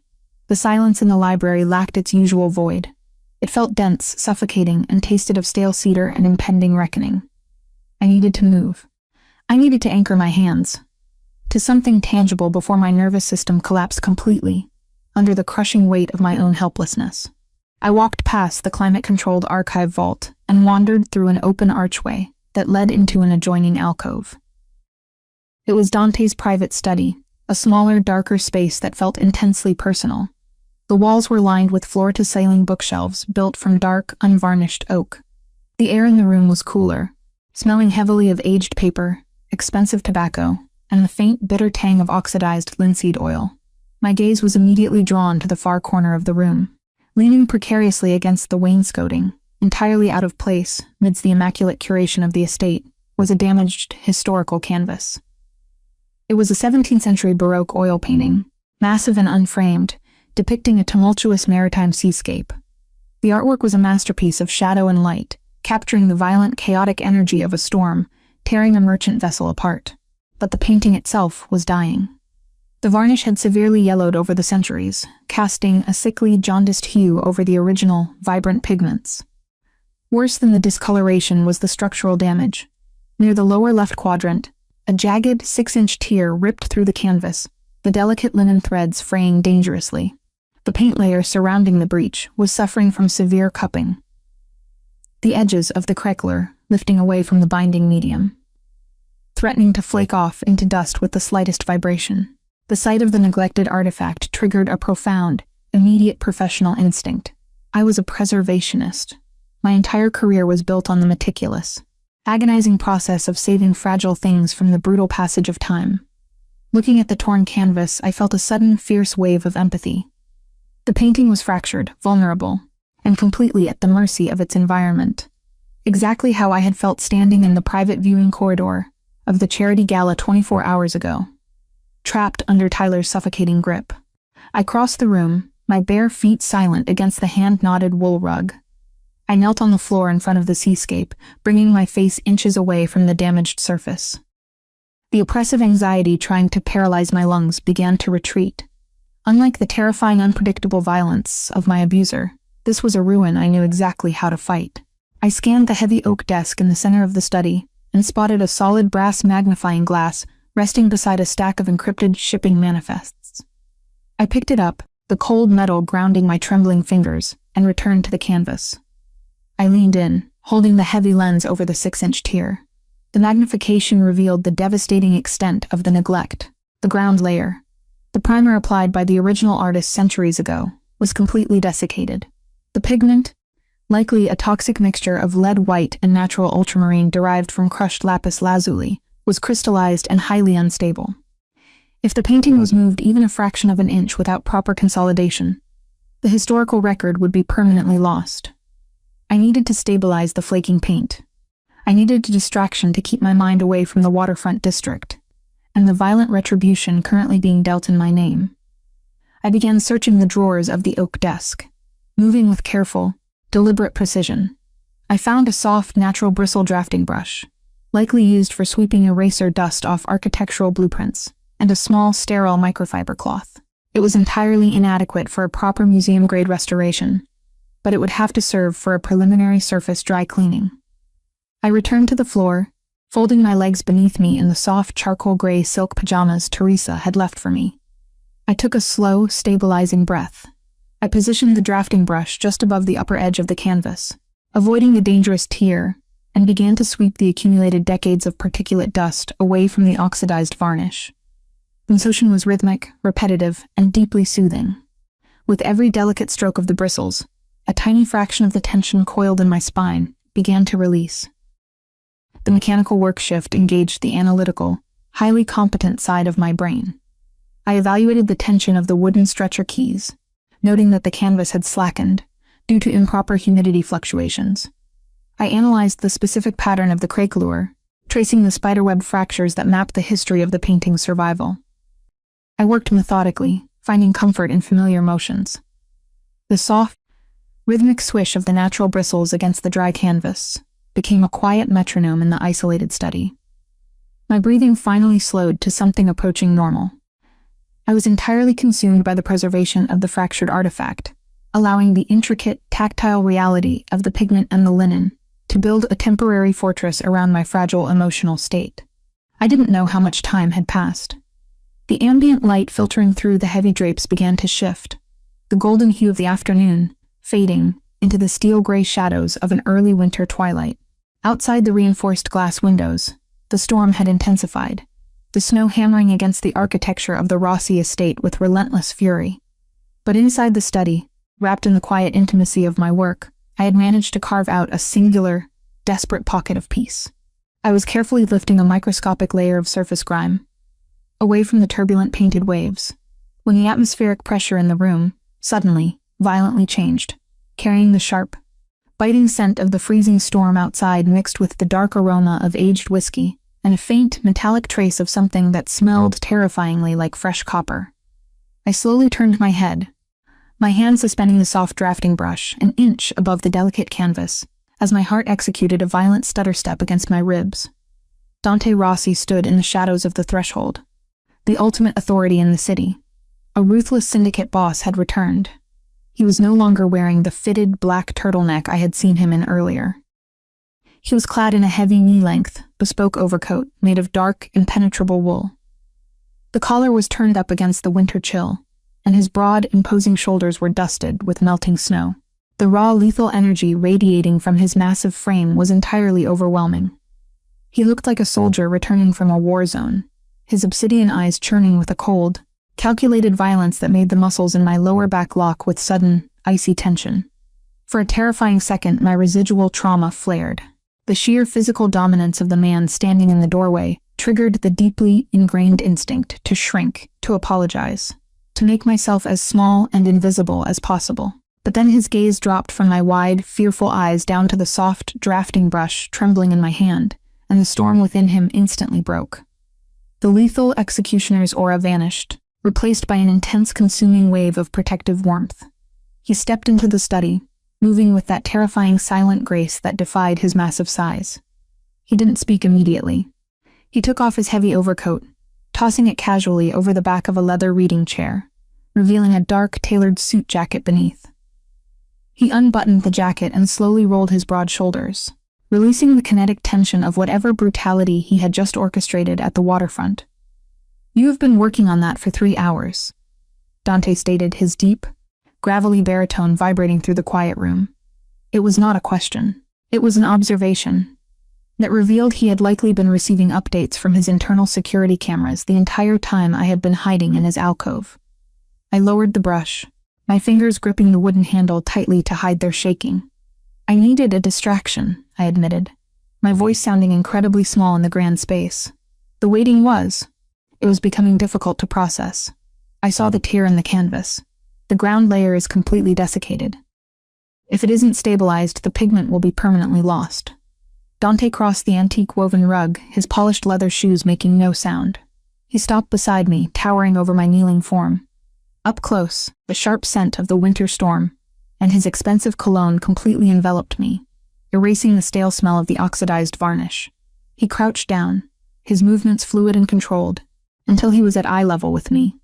His large, muscular thigh brushed casually against the silk of my pajama pant leg. The point of contact sent a sudden, electrical jolt straight up my spine. He looked past me, analyzing the damaged Baroque seascape with the cold, critical eye of an elite collector who owned priceless things. It is a late 17th century piece, acquired by my grandfather during a dispute in Naples.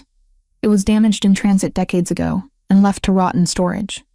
The archivists I hired to appraise the estate claimed it was beyond repair. They said the structural integrity of the linen was too compromised to salvage. I bristled instinctively, the professional pride of an elite preservationist flaring hot in my chest. "They were lazy," I countered, my voice steadying as I fell back into my realm of absolute expertise. "The linen is compromised, yes, but it is not beyond repair. The cupping of the paint layer can be consolidated using a specialized synthetic adhesive applied with a heated spatula. The tier can be rewoven, thread by thread, under a microscope. It just requires patience, extreme precision, and someone who actually cares whether the history survives." Dante turned his head, his storm-gray eyes locking onto my face. The sheer intensity of his gaze was a physical weight, heavy and suffocating. He wasn't looking at the painting anymore. He was looking at me, at the fierce, uncompromising resilience that I had just unwittingly displayed. "Patience, extreme precision," he murmured, speaking in a hushed, deadly rasp that vibrated directly against my collarbone.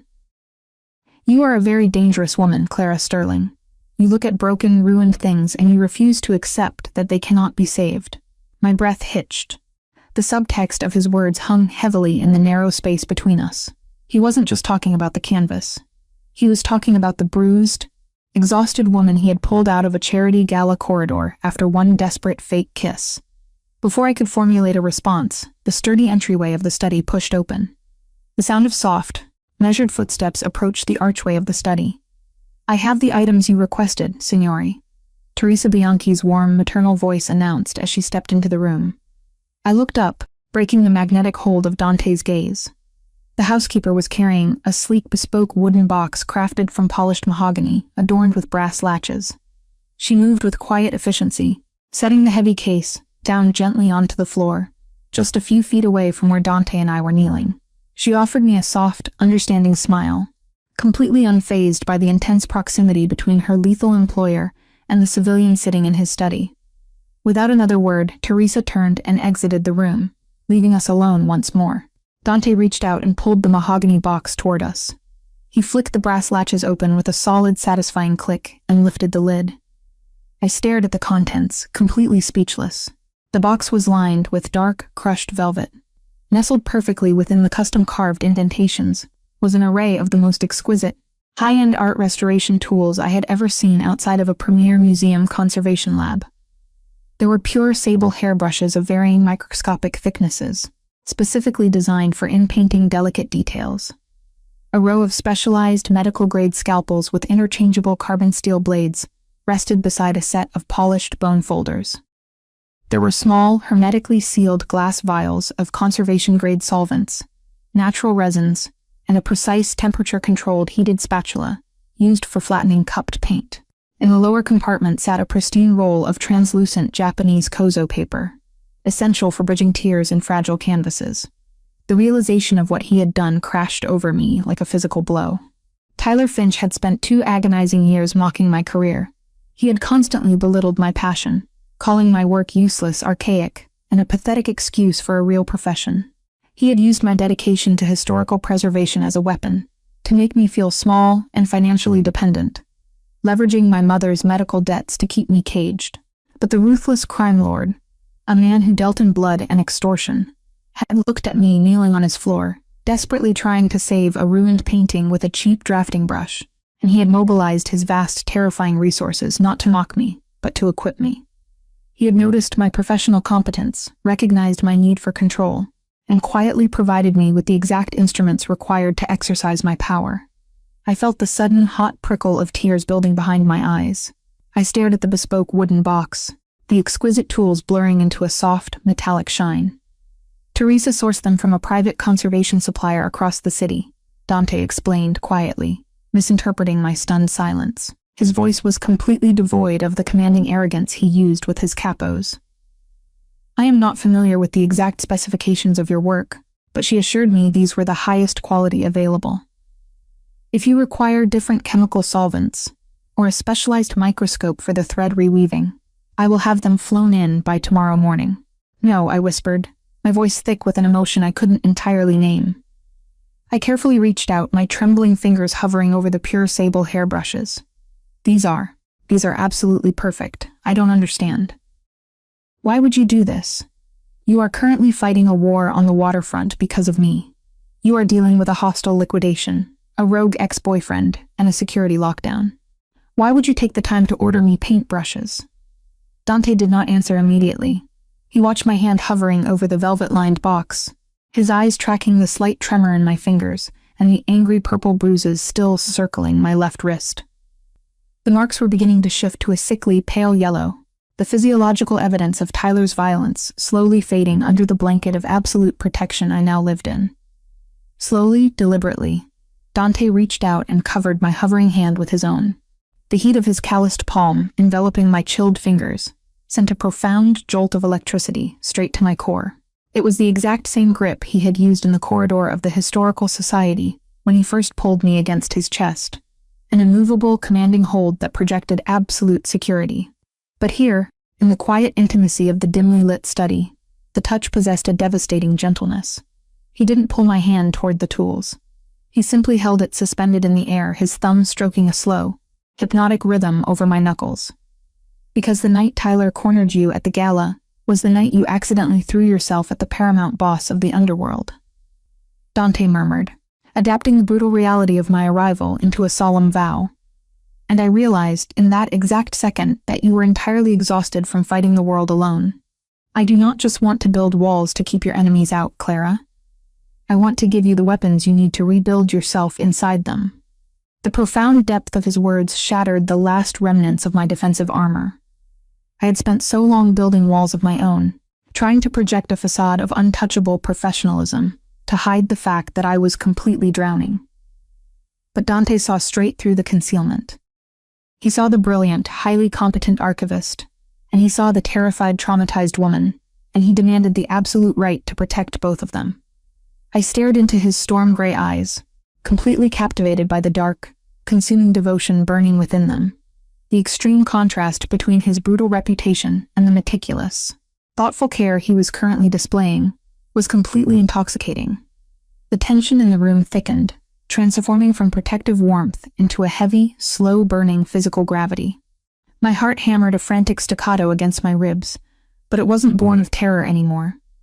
It was born of a sudden, terrifyingly acute awareness of the man kneeling inches away from me. His gaze dropped to my lips.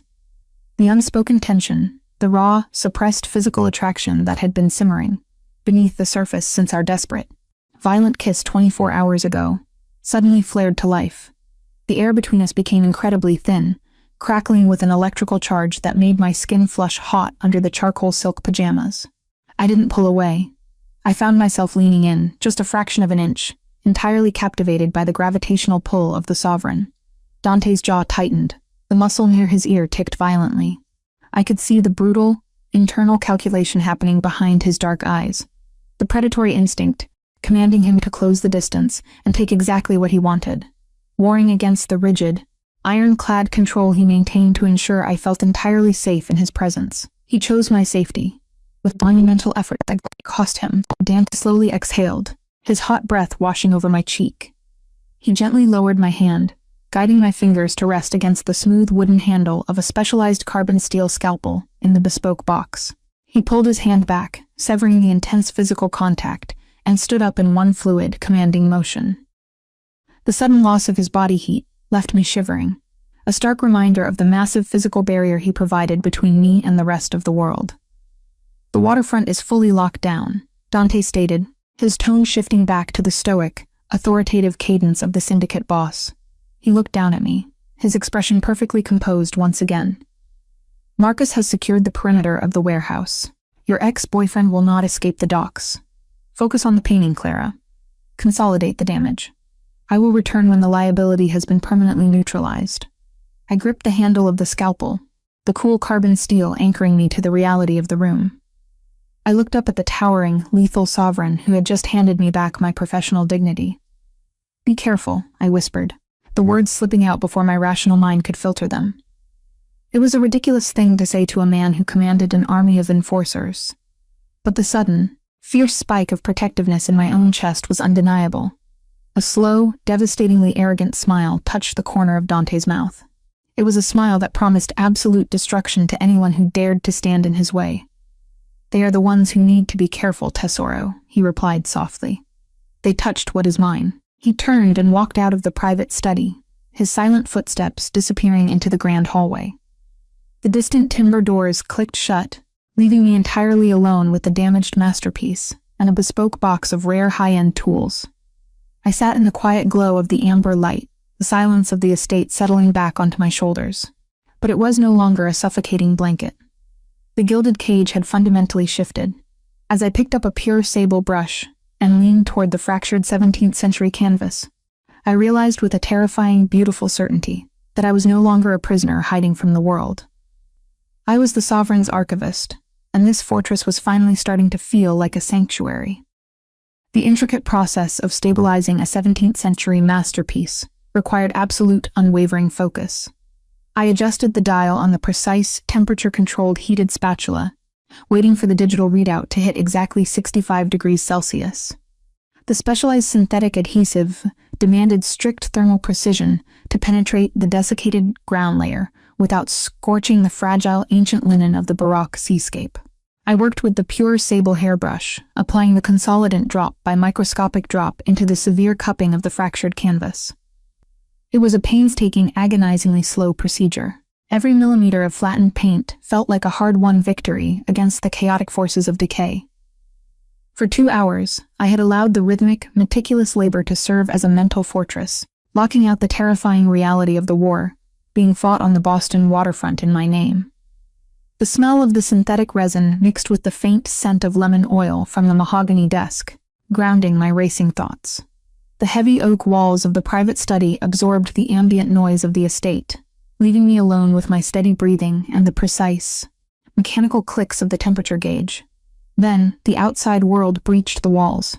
My phone buzzed on the mahogany desk while I mixed the synthetic adhesive. I shouldn't have looked. I had explicitly left the device buried in my purse upon arriving at the estate, but Teresa had thoughtfully unpacked my few belongings and placed on a spade earlier.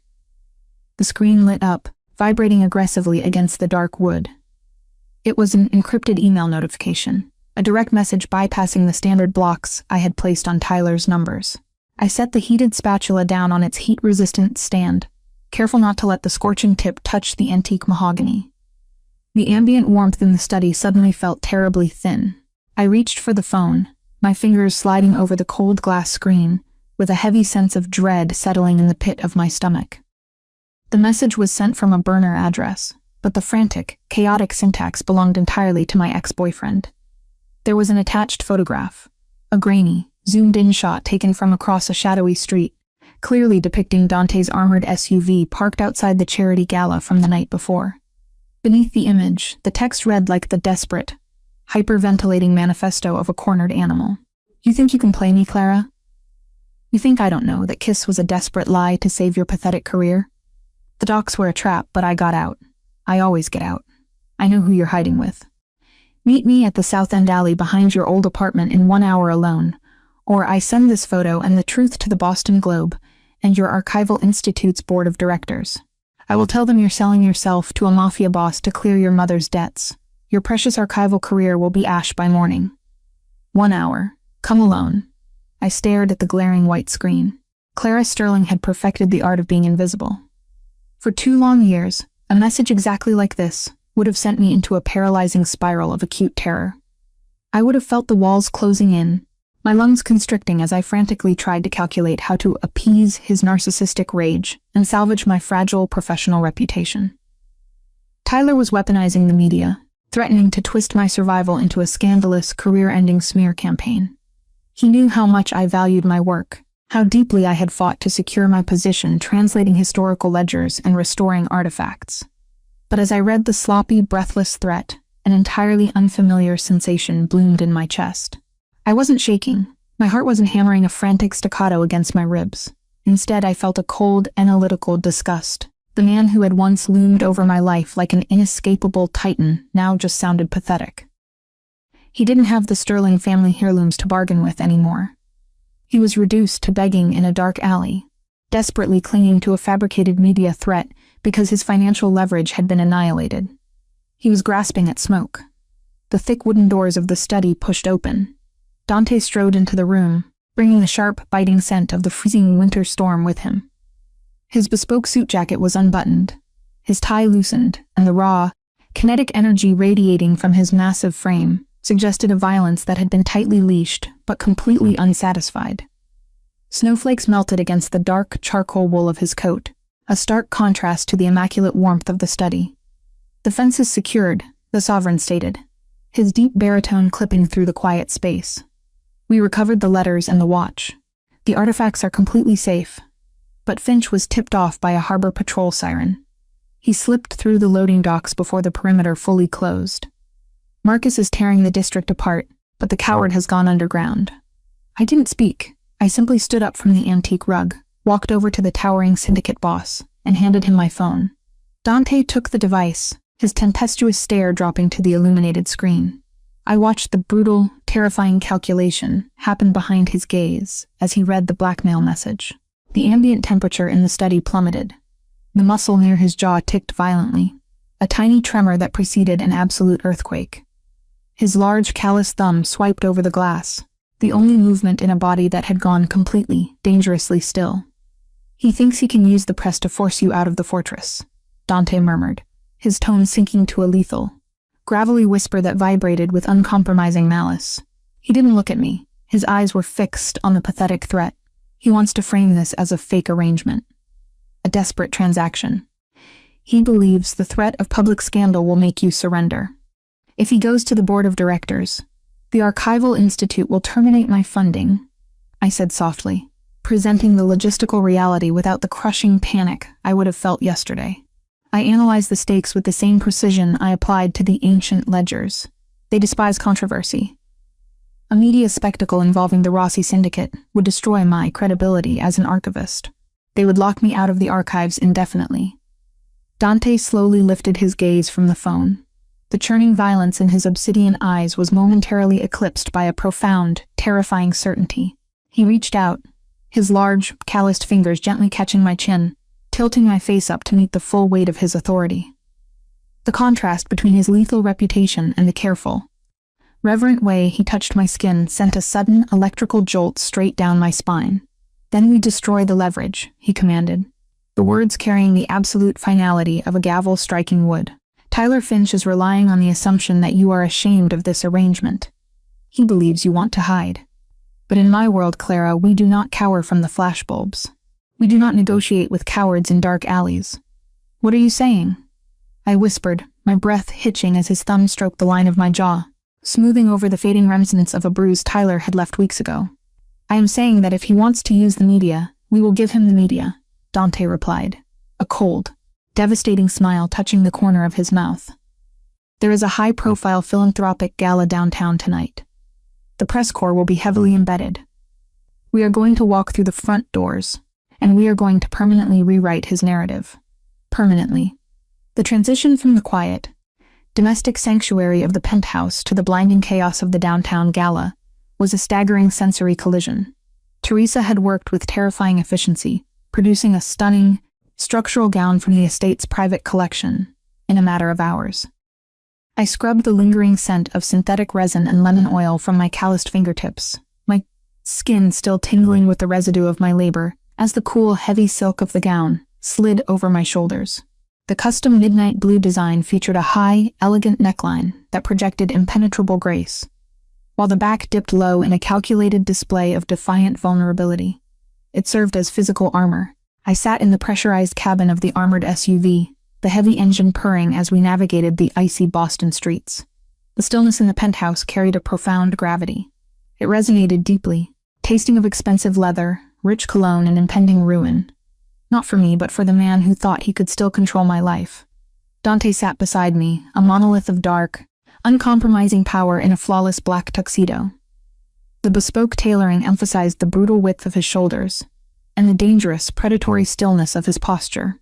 He had spent the entire ride in stoic silence, his sheer physical presence serving as a vital anchor for my racing thoughts. Every time the city light swept through the tinted windows, they illuminated the sharp, aristocratic lines of his profile. He was about to publicly align the Rossi Empire with a civilian archivist. He was placing his reputation, his absolute sovereign authority, on the line to shield me. Once we step out of this vehicle, the dynamic permanently shifts. Dante stated softly, his voice cutting through the quiet as the SUV slowed near the grand venue. He turned his head, his dark eyes locking onto mine with an intensity that made the oxygen in the cabin evaporate. "The press will document it. The rival syndicates will verify it. The world will view you as my future wife, and my men will view you as their queen. There is no going back to being invisible, Clara. Are you prepared for the weight of that reality?" I looked at the benefactor who absorbed my mother's medical debts, equipped my passions with bespoke tools, and offered me absolute protection, without ever demanding my submission. He hadn't just given me safety, he had handed me back my professional dignity. I didn't want to hide in the shadows anymore. I was tired of shrinking to accommodate Tyler's ego. "Make it real," I whispered. The SUV glided to a halt against the curb. The heavy armored door was pulled open by Marcus, who stood guard with executioner-like precision, his suit cutting a sharp silhouette against the snowy backdrop. The bitter winter cold hit my face, immediately followed by the blinding, strobing explosions of 100 camera flashes. Dante stepped out first. The massive crowd of reporters, influential guests, and elite patrons instantly surged forward against the velvet ropes, drawn by the rare, almost mythological public appearance of the underworld kingpin. The collective roar of the crowd was deafening, a chaotic wave of voices shouting his name. Then he turned and offered me his hand. I placed my trembling fingers in his palm. His grip was warm, solid, and entirely reassuring. He pulled me out of the shadows of the vehicle and directly into the blinding light. A collective gasp rippled through the press line. The cameras fired with frantic, mechanical desperation, documenting every inch of my midnight blue gown and the proprietary, immovable grip Dante had securely wrapped around my waist. He did not rush. He guided me up the red-carpeted steps with the languid, arrogant grace of a king claiming his absolute territory. His presence was an impenetrable shield, absorbing the frantic energy of the crowd and reflecting nothing but calm, lethal command. As we reached the top of the stairs, my gaze swept over the chaotic perimeter of the crowd. Just beyond the barricades, half hidden in the icy shadows of a stone pillar, I saw him. Tyler Finch looked haggard, his coat damp with snow, his face pale and drawn with manic desperation. He was clutching a burner phone in his hand, his knuckles white, waiting for me to run, waiting for his pathetic blackmail to finally crack my defenses. I stared at the panic spreading across Tyler's face like blood seeping through gauze. He had expected to see a terrified, compliant victim scurrying into a dark alley. Instead, he was looking at an untouchable partner standing at the apex of the city's power structure. Dante followed my line of sight. He saw the coward lurking in the dark. The syndicate boss stopped walking completely, right in the center of the flashing cameras, effectively stalling the entire red carpet progression. He turned his broad shoulders, shielding me slightly from the blinding lights, and looked down at me. The ambient noise of the shouting reporters ceased to exist. The world narrowed down to the space between us, filled with the electrical charge of his impending action.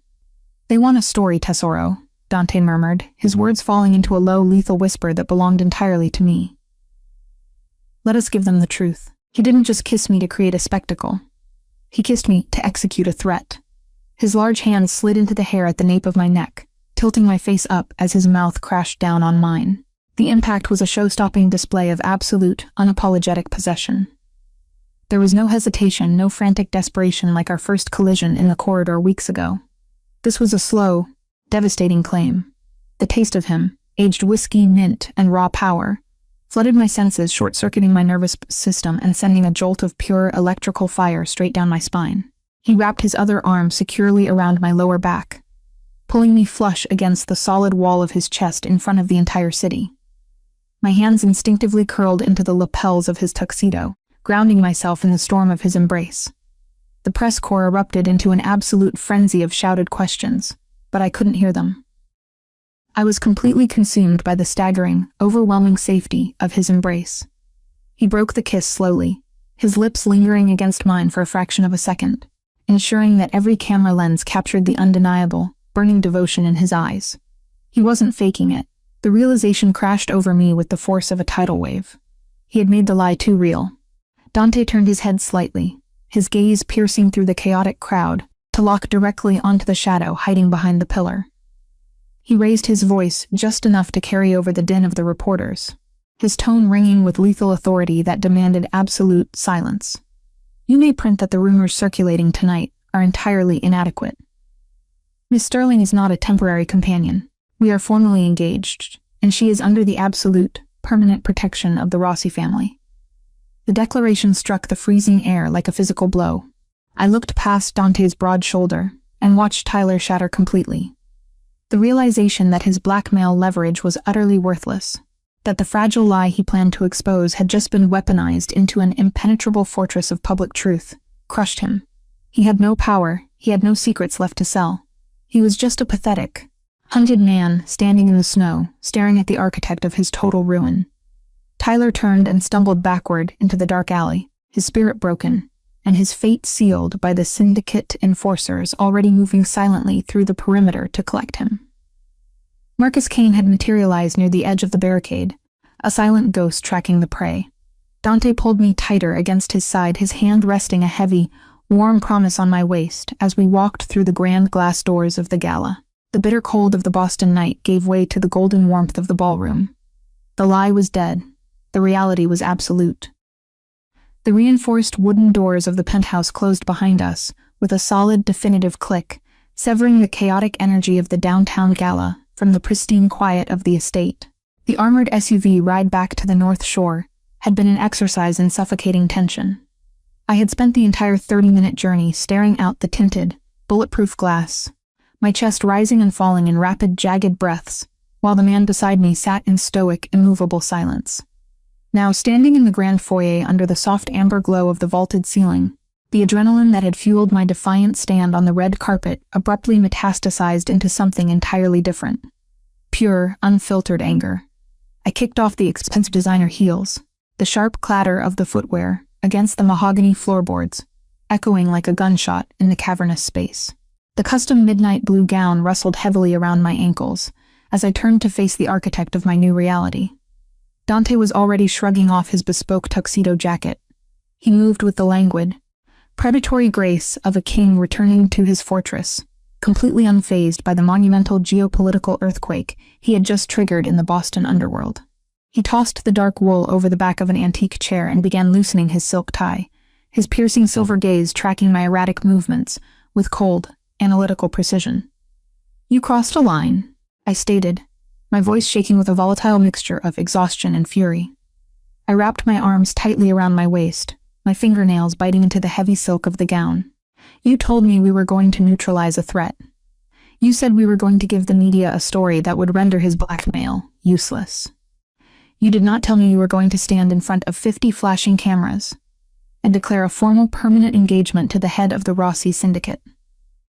The sovereign did not immediately reply. He unfastened the top 2 buttons of his crisp white dress shirt, exposing the tanned, corded muscle of his throat. The raw, physical magnetism radiating from his massive frame was overwhelming, but I refused to let it intimidate me.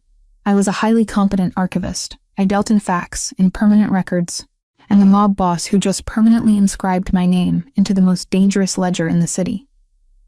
Tyler Finch is currently sitting in a secure holding facility on the docks, permanently stripped of his leverage. The syndicate boss replied, his deep baritone perfectly level, entirely devoid of the emotional chaos ravaging my own nervous system. "The media is currently drafting headlines that position you as an untouchable entity. The Archival Institute Board of Directors will not terminate your funding. They will likely offer you a tenured position by tomorrow morning simply to appease my legal department." The objective was achieved.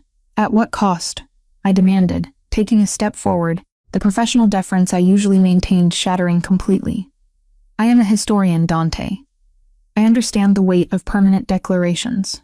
I spend my life analyzing the consequences of binding contracts.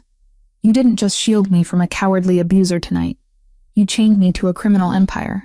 You made me a target for the Bratva, the Irish factions, and every single enemy looking for a vulnerability in your armor." I paced across the hand-woven silk runner, my breathing growing shallow and jagged.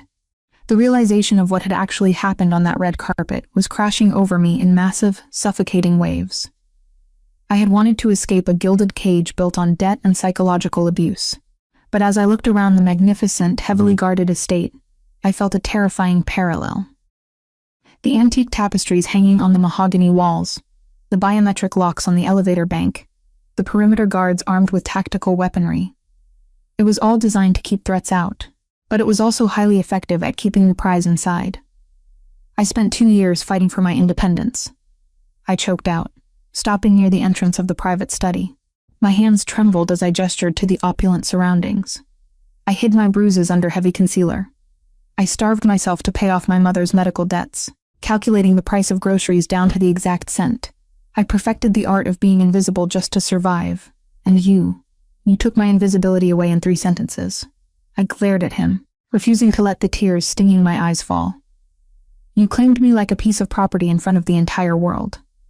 You made a unilateral decision about my future, without once asking for my consent. You used your massive, untouchable authority to rewrite my narrative. How is this any different from what Tyler did? How is this not just another form of control dressed in bespoke tuxedo wool? The atmospheric pressure in the foyer plummeted. The cold, stoic detachment vanished from Dante's striking features, instantly replaced by a dark, churning violence that made the blood crystallize in my veins. He didn't just walk toward me. He crossed the distance with terrifying, explosive speed. Before my brain could even process the shift in his demeanor, his large, calloused hands slammed flat against the plastered wall on either side of my head. I gasped, my back hitting the cool, solid surface of the wall. I was completely caged. The sheer physical dominance of his towering frame eclipsed the ambient light of the corridor, plunging me into the intoxicating, dangerous shadow of his presence. The scent of him, aged whiskey, the crisp bite of the winter storm, and raw, unrestrained male aggression flooded my senses, short-circuiting every rational thought in my brain. Do not ever compare me to that pathetic coward, the sovereign snarled, speaking in a hushed, deadly rasp that vibrated directly against my collarbone. The muscle near his jaw ticked violently, his obsidian eyes burning with an intense, unwavering resolve that pinned me in place more effectively than any physical restraint. I stared up at him, my heart hammering a frantic staccato rhythm against my ribs. I was trapped, my breath hitching as his broad chest brushed against the delicate silk covering mine. Tyler Finch used your fear to make you small, Dante continued, his tone dripping with absolute, uncompromising malice toward the man who had hurt me. He isolated you. He leveraged your mother's illness, using her final days in hospice as a financial weapon to keep you terrified and dependent. He wanted you broken so you would never realize your own strength. He wanted a victim he could mold into a compliant shadow. He leaned in closer, his hot breath washing over my cheek, sending a violent shiver down my spine that had absolutely nothing to do with the winter cold outside. The raw, predatory intensity in his gaze was completely focused on elevating my existence, not diminishing it. I did not declare you my fiancée to control you, Clara, the mafia boss murmured, the raw edge of his anger fracturing into something infinitely deeper and more dangerous. I declared it to elevate you. I want the entire godforsaken city to know exactly who you are. I want the board of directors at your archival institute to grovel at your feet and offer you the funding you deserve without hesitation. I want every rival syndicate, every street-level enforcer, and every corrupt politician to understand that touching a single hair on your head will result in a war that will burn their territories to ash. I want you to have the absolute freedom to pursue your passions without ever checking your bank account or looking over your shoulder again. I swallowed hard, struggling to pull oxygen into my constricted lungs. The intense physical proximity was agonizing, a slow-burning tension that demanded a resolution I was terrified to give. You didn't ask me, I whispered, my voice trembling, stripping away the angry facade to reveal the profound vulnerability beneath. You decided my fate without giving me a choice. You made the lie a reality. Dante's expression tightened. He slowly removed his left hand from the wall, his long, rough fingers tangling gently into the carefully styled curls at the nape of my neck. The touch was a revelation, a devastating contrast to the violent aura he projected. It was an anchor thrown into the middle of my emotional hurricane. It was never a lie, he confessed, the gravel in his voice scraping against the quiet atmosphere of the hallway.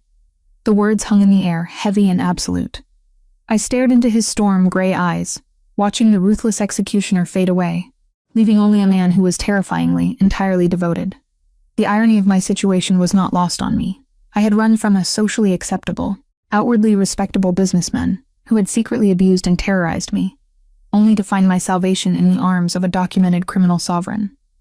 The justice system, the police, the societal safety nets, they had all failed to protect me from the insidious control I had suffered. It took a monster operating entirely outside the boundaries of the law to finally grant me the peace I had desperately craved. From the moment you threw yourself against my chest in that corridor, the Don continued, his thumb tracing a slow, deliberate line along my jaw. From the moment you looked at me as if I was the only safe harbor in your ruined world, the transaction ceased to be a fabrication. I felt you trembling in my arms, and I knew, with absolute certainty, that I would slaughter anyone who tried to take you away from me. My analytical mind, usually so adept at decoding complex texts and hidden meanings, completely stalled. The sheer magnitude of his confession was staggering. This wasn't a strategic maneuver to protect his reputation. It wasn't a calculated display of power to intimidate a street-level narcissist. It was a genuine feral claim. "You are an archivist," Dante murmured, his gaze dropping to my lips before lifting back to my wide, tear-filled eyes. "You spend your life stabilizing broken, ruined things. You knelt on the floor of my study this afternoon, delicately applying synthetic resin to a torn 17th-century canvas, because you refused to let the history die. You looked at the cupped paint, the frayed linen, and you saw value where others saw only garbage. You care about the survival of the fragile." He stepped even closer, his large body pressing gently but firmly against mine, offering me the full weight of his protective warmth. The ambient cold of my residual panic melted completely under the sheer thermal output of his proximity. "I am a monster, Clara," the sovereign admitted, the brutal honesty of the statement echoing in the silent foyer. "I deal in blood, in extortion, in violence that would make your academic colleagues physically sick. But when you are near me, the violence quiets. When I see you translating my family's encrypted ledgers, or tracing the rim of a teacup in my kitchen, I feel a peace I have not known since I was a child." A single, treacherous tear escaped my lashes, tracking a hot path down my cheek. He caught it instantly, his thumb sweeping the moisture away with reverent care. "I'm not asking you to love the criminal," Dante whispered, echoing the vow he had made in the library hours ago. "I'm asking if you can love the whole complicated mess of who I actually am. I am asking if you can trust the monster to be your shield." The walls I had spent 2 years meticulously building, the professional detachment, the fierce independence, the refusal to rely on a man for anything, crumbled into dust. The exhaustion of fighting the world alone finally caught up with me. I didn't want to be invisible anymore. I didn't want to hide my bruises. I wanted to stand in the light, protected by a man who respected my intellect and worshipped my survival. I stopped analyzing. I stopped calculating the risks.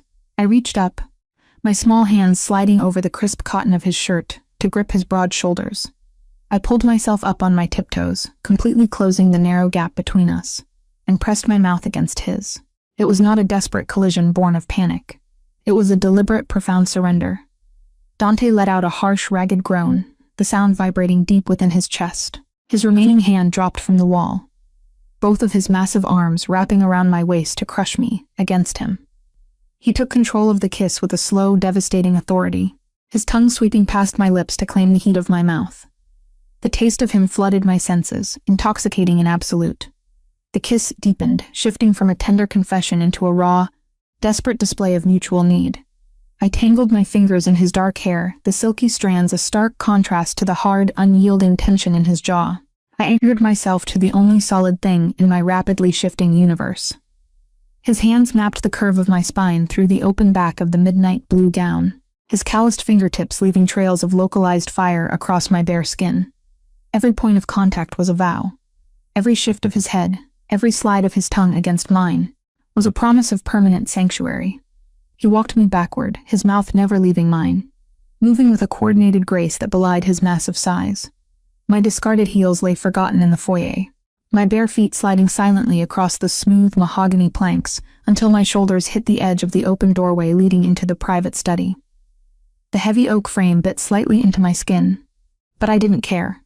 The ambient warmth of the room, smelling of aged paper, expensive tobacco, and the faint, bitter tang of the oxidized linseed oil from the damaged painting, washed over us. It was the scent of my professional triumph, merging seamlessly with my romantic salvation. Dante finally broke the kiss, his breathing heavy and uneven. He rested his forehead against mine, his eyes closed as he struggled to rein in the predatory instincts that my surrender had unleashed. The sheer restraint the man possessed was a terrifying, beautiful thing. He was the head of a syndicate that controlled the entire eastern seaboard, yet he treated my body like a priceless artifact that required the utmost care. "You are so beautiful," he breathed, the words tearing out of him like a prayer. He opened his eyes, the tumultuous depths of his gaze swirling with unchecked adoration. "You stand in my fortress, translating my secrets, and you look at me without an ounce of fear. Do you have any idea what that does to a man like me?" "I know that I am tired of running," I whispered, my voice trembling with raw emotional clarity. I flattened my palms against the hard, unyielding muscle of his chest, feeling the frantic, hammering rhythm of his heart beneath the fine cotton. It mirrored my own perfectly, a synchronized beat of two people who had found their exact counterpart in the darkest of places. I spent my entire life trying to preserve the past, because the present was too painful to endure. Tyler made me believe that my competence was a threat, that my intelligence was something to be punished because it threatened his fragile ego. But you handed me the tools to restore a masterpiece. You left the encrypted Rossi family ledger unattended on a desk because you trusted my brilliant analytical mind to find the internal leak. And then you stood in front of the world and dared them to touch me. I took a slow, stabilizing breath, letting the grounding scent of cedar and winter snow fill my lungs. The transition from terror to trust was absolute. The extreme safety fantasy I had never dared to dream of was standing right in front of me, offering me the world on a silver platter stained with the blood of his enemies. I don't want the lie, I confessed, my gaze locking onto his. I don't want a fake arrangement to keep the press at bay. If I am going to be a target, if I am going to live in this world with you, I want it to be real. The Sovereign went completely, terrifyingly still. The atmospheric pressure in the study seemed to pause, suspending us in a vacuum of unspoken anticipation. Slowly, deliberately, Dante slid his hands from my waist up to frame my face. His thumbs stroked my cheekbones, his touch carrying the weight of a sacred oath. "It is real," he vowed, his deep baritone echoing with absolute permanence. "It has been real since the moment I saw you trembling in that corridor in your crimson dress. You are the archivist who decoded my empire, Clara, and you are the only woman who will ever wear my name." He didn't kiss me again immediately. Instead, he pulled me gently into his chest, wrapping his arms around me in a crushing, protective embrace that shielded me from every shadow in the room. I rested my cheek against the steady, thumping rhythm of his heart, closing my eyes as the profound, bone-deep relief washed over me. The war outside these walls would continue. The rival factions would plot. The media would speculate. And the violent reality of the underworld would always loom on the horizon. But standing in the quiet warmth of the study, held by a man who had burned down my prison to build me a sanctuary, I knew I was finally, truly safe. The quiet settling over the penthouse held a profound density. It resonated deeply, tasting of absolute unwavering devotion. The morning air in the narrow service alley, behind the Beacon Hill Historical Society, tasted of frozen exhaust, damp brick, and impending finality. The temperature hovered just below freezing, turning the puddles near the loading dock into treacherous sheets of black ice. Only 48 hours ago, the mere thought of standing in this isolated loading dock would have sent my nervous system into a paralyzing spiral of panic. My heart would have been a frantic, hammering bird against my ribs. I would have constantly checked over my shoulder, my fingers clutching my keys like a makeshift weapon, terrified that my ex-boyfriend would step out from the shadows to corner me. I would have calculated every escape route, mentally preparing for the inevitable verbal degradation or physical intimidation. But today, the crushing weight of that generalized anxiety was entirely absent. Clara Sterling had spent the last 2 years perfecting the art of being invisible. I had hidden my bruises beneath high collars, muted my voice in meetings, and meticulously avoided conflict just to survive the suffocating control of a narcissistic abuser. Yet, as I pulled the heavy, bespoke cashmere coat tighter around my shoulders, a garment that smelled faintly of aged whiskey, expensive cedar, and the syndicate boss who had draped it over me before I left the penthouse, I realized I no longer had any desire to hide. The soft, heavy wool was a physical manifestation of his absolute protection, an armor woven from wealth and unyielding power. I had insisted on coming back to the Institute this morning for one highly specific reason. I needed to retrieve the encrypted external hard drives from my basement office, containing the high-resolution scans of the Rossi family ledger that I required for my ongoing translation work. The dockworker pension fund leak was a complex labyrinth of falsified container tonnage reports, manipulated ledger entries, and obscured offshore accounts hidden within the antique text. Untangling it required my uninterrupted focus, the kind of deep, analytical immersion I could only achieve with my complete set of digital cross-referencing tools and historical glossaries. Dante had initially objected to me stepping foot outside the secure perimeter of his estate while Tyler Finch was still unaccounted for. His jaw had tightened, a muscle ticking near his ear as he calculated the risks. But the sovereign of the Boston underworld, possessed an innate, terrifying understanding of exactly how my mind operated. He knew that my professional competence was the foundation of my sanity. He had looked at the fierce determination in my eyes over breakfast, nodded once, and quietly deployed an invisible net of absolute security across the entire historic district. There were men positioned at the street corners, black SUVs idling seamlessly into the morning traffic. I couldn't see them, but I felt their presence like a shift in barometric pressure. I was completely alone by the staff entrance, but the stillness in the narrow service alley felt far from vacant. It pressed inward, meticulously orchestrated, and tasted of unseen tactical superiority. I swiped my security badge against the electronic reader, waiting for the familiar click of the magnetic lock. Before the green indicator light could flash, a faint, desperate, scraping sound echoed from the far end of the alley. It was the frantic scuff of a leather dress shoe, slipping against black ice. I did not flinch. I did not drop my bag or scramble frantically for the door handle. I simply turned my head, my archivist's eye coldly cataloging the anomaly in my environment. Tyler Finch stepped out from behind a massive commercial dumpster. The sight of him was a staggering, almost pathetic contradiction to the terrifying titan he had once played in my mind. He was still wearing the same tailored suit he had worn to the charity gala last night.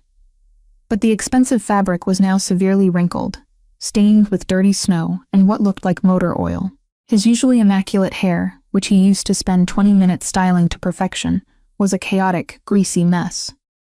His face was pale, hollowed out by the sheer unadulterated terror of a fugitive, who had spent the last 12 hours being hunted by the most ruthless syndicate on the eastern seaboard. He reeked of stale sweat, cheap adrenaline, and impending ruin. "Clara," he rasped, his voice cracking horribly. He took a stumbling step forward, his hands raised in a frantic, placating gesture. "Clara, please. You have to tell them to call it off. You have to make him stop." I stared at the man who had leveraged my mother's medical debts to keep me a prisoner in my own life. I analyzed his posture, his frantic breathing, the absolute absence of his former arrogance. He was an oxidizing artifact, crumbling into dust right in front of my eyes. "You shouldn't be here, Tyler," I stated, my voice flawlessly level, carrying the academic, detached authority I usually reserved for cataloging ruined manuscripts. "The authorities are looking for you. The archival board has already been notified of your harassment. You have absolutely no leverage left." "I have this," he shouted, his desperation fracturing into a manic, unhinged edge. He reached into the inner pocket of his ruined suit jacket and pulled out a damp, weather-beaten canvas bag. My heart executed a violent stutter step against my ribs. Even through the thick canvas, I recognized the distinct rectangular shape of the custom archival sleeve, housing the final piece of the Sterling family heirlooms. Dante's syndicate had successfully recovered the bulk of my heritage, including my mother's antique silver watch and most of the 19th century letters, during the operation at the docks yesterday afternoon. But Tyler had managed to evade Marcus Kane's perimeter just long enough to hold on to the single most critical fragile piece. The original 19th century vellum letter penned by my great-grandfather. He had scurried into the underground labyrinth of the city with this final, precious bargaining chip. "I didn't sell it," the desperate man gasped, taking another erratic step toward me. His eyes darted wildly toward the street, completely unaware of the lethal trap he had just walked into. "I kept it. I can give it back to you right now. Just get in my car. We drive out of the state together, and I hand it over. If you don't come with me, if you call his men, I swear to God, I will drop this letter into the storm drain right now. The water will destroy the vellum in seconds. You'll have nothing." He was trying to run the exact same psychological playbook he had used for years. He was manufacturing a crisis, isolating me from my support system, and attempting to force my compliance through the threat of destroying something I loved. But I was no longer a civilian drowning in debt and fear. I was the Sovereign's archivist. "You aren't going to drop the bag, Tyler," I replied softly, not moving a single inch. "And I am not getting into a car with you ever again." His face twisted into an ugly, narcissistic snarl. The realization that his manipulation was failing, that I was looking at him with clinical pity instead of paralyzing terror, completely snapped the last fragile thread of his sanity. With a guttural scream, he lunged forward, his hands reaching out to grab the lapels of my cashmere coat, intending to physically drag me toward the street.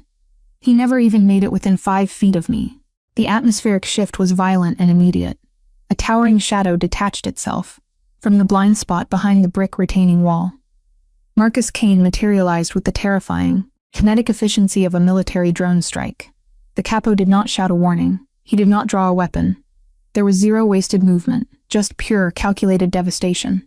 He simply stepped into Tyler's path, intercepted the frantic lunge, and executed a surgical, devastating takedown. Marcus's large, gloved hand clamped around Tyler's throat, cutting off his scream instantly. With a singular, brutal pivot of his hips, the enforcer drove the abuser backward, slamming him against the freezing brick wall, with a sickening impact that rattled the ice from the eaves above. Tyler's feet completely left the ground.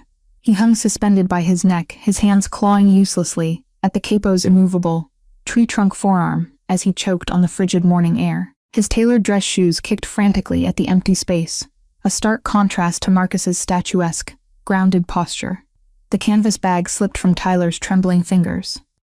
Before it could hit the snow-covered asphalt and shatter the fragile vellum inside, Marcus's free hand shot out, catching the priceless artifact with flawless, practiced precision. The entire ambush had lasted less than 3 seconds. "Target secured," the capo stated, his voice a flat, deadpan monotone that echoed the absolute professionalism of the Rossi syndicate. He didn't even look at the man he was currently asphyxiating. His eyes remained continuously scanning the perimeter of the alleyway for secondary threats. I exhaled a long, steady breath, the white plume dissolving into the winter air. The ghost that had haunted my every waking moment was just a weak, pathetic civilian pinned to a wall, by someone actually understanding what power meant. The low mechanical purr of a heavy engine announced the arrival of the apex predator. A massive pitch-black armored SUV rolled smoothly into the mouth of the alley, its tires crunching heavily over the packed snow. It blocked the only exit, effectively sealing the space into a concrete interrogation room. The vehicle shifted into park with a heavy metallic clunk, and the reinforced rear door was pushed open. Dante Rossi stepped out into the freezing Boston morning. He wore a dark, bespoke wool overcoat that draped perfectly over his broad, heavily muscled shoulders, projecting the effortless, lethal authority of a king, observing a conquered territory. His tailored charcoal suit underneath was impeccable, not a single thread out of place. His polished leather shoes made slow, deliberate sounds against the ice as he crossed the distance. His chilling stare bypassed the choking, thrashing man entirely, locking immediately onto my face to ensure I was unharmed. The intensity of his gaze was a physical weight, checking every inch of my posture for signs of distress. The raw, physical magnetism radiating from his massive frame instantly warmed the freezing air around me. I didn't step back as he approached. I stepped toward him, my body naturally seeking the absolute security of his presence. The anxiety that had once defined my interactions with men of power had completely dissolved, replaced by a profound, narrow, deep trust. Dante reached out, his large, calloused hand cupping the side of my face. His thumb stroked a slow, reverent line across my cheekbone, his touch so infinitely gentle it felt like a prayer. The touch was completely incongruous with the violence happening just a few feet away, a devastating display of the strict moral alignment he maintained. He was a monster to his enemies, but to me he was a flawless, unbreakable shield. "Are you entirely unhurt, Tesoro?" His deep baritone rumbled, the gravelly vibration settling deep into my chest. "I am fine," I murmured, leaning into the warmth of his palm. He didn't touch me. Marcus was incredibly fast. The syndicate boss let out a slow, satisfied breath. He lowered his hand from my face, his expression shifting from protective warmth into a cold, churning slate as he finally turned his attention to the man pinned against the brickwork. Dante walked slowly toward Tyler, his hands resting casually in the pockets of his overcoat. He stopped just out of striking distance, observing the pathetic, gasping coward with the analytical detachment of a scientist looking at a diseased specimen. "Drop him," the Sovereign commanded softly. Marcus immediately released his grip. Tyler collapsed into the dirty snow, coughing violently, his chest heaving as he frantically sucked freezing oxygen into his burning lungs. He scrambled backward until his shoulders hit the brick, looking up at the towering mafia boss with absolute, unadulterated horror. "Marcus," Dante said, not taking his eyes off the broken man on the ground. "The artifact." The capo stepped forward and respectfully handed the damp canvas bag directly to Dante. The Sovereign did not open it. He turned and presented the bag to me, placing it gently into my waiting hands. "Verify the integrity of your history, Clara," he instructed, his tone validating my professional expertise in the middle of a tactical operation. I unzipped the heavy canvas with trembling fingers. My hands immediately sought the custom archival sleeve that housed my great-grandfather's final correspondence. I pulled the clear, acid-free folder out into the crisp morning light. My eyes darted across the fragile, unbuffered cotton rag vellum. As an archivist, I knew exactly how quickly a sudden drop in ambient temperature and a spike in humidity could cause catastrophic microtears in the cellular structure of 19th century parchment. I checked the edges for signs of acute moisture damage or structural stress from Tyler's rough handling. I analyzed the deep, rusty brown of the acidic iron gall ink, praying it hadn't begun to bleed or oxidize further from exposure to the freezing elements. If the humidity had penetrated the seal, the iron gall ink would literally burn through the vellum in a matter of days, dissolving the text into irreversible ruin. I held it up to the pale sunlight, inspecting the structural matrix of the fibers with the critical eye of a professional preservationist. The seals had held perfectly. The pH balance within the sleeve remained untainted. The history was safe. "It is intact," I breathed, a profound, staggering wave of relief washing over me. I looked up, clutching the priceless document to my chest. "It is perfectly safe." A dark, beautiful satisfaction touched the corner of Dante's mouth. He gave me a single, slow nod before turning his full, terrifying focus back to Tyler Finch. The sovereign reached into the inner pocket of his bespoke overcoat and produced a thick, cream-colored legal document, neatly folded inside a heavy embossed folder. The stark white of the premium cardstock contrasted sharply against the filthy surroundings. He held it in his left hand while his right hand smoothly extracted a solid gold fountain pen. "Tyler Finch," Dante began, his unyielding eyes completely devoid of mercy, carrying the weight of a judge passing an execution sentence. It wasn't a shout, it was worse. It was the quiet, absolute certainty of a sovereign holding life and death in his ledger.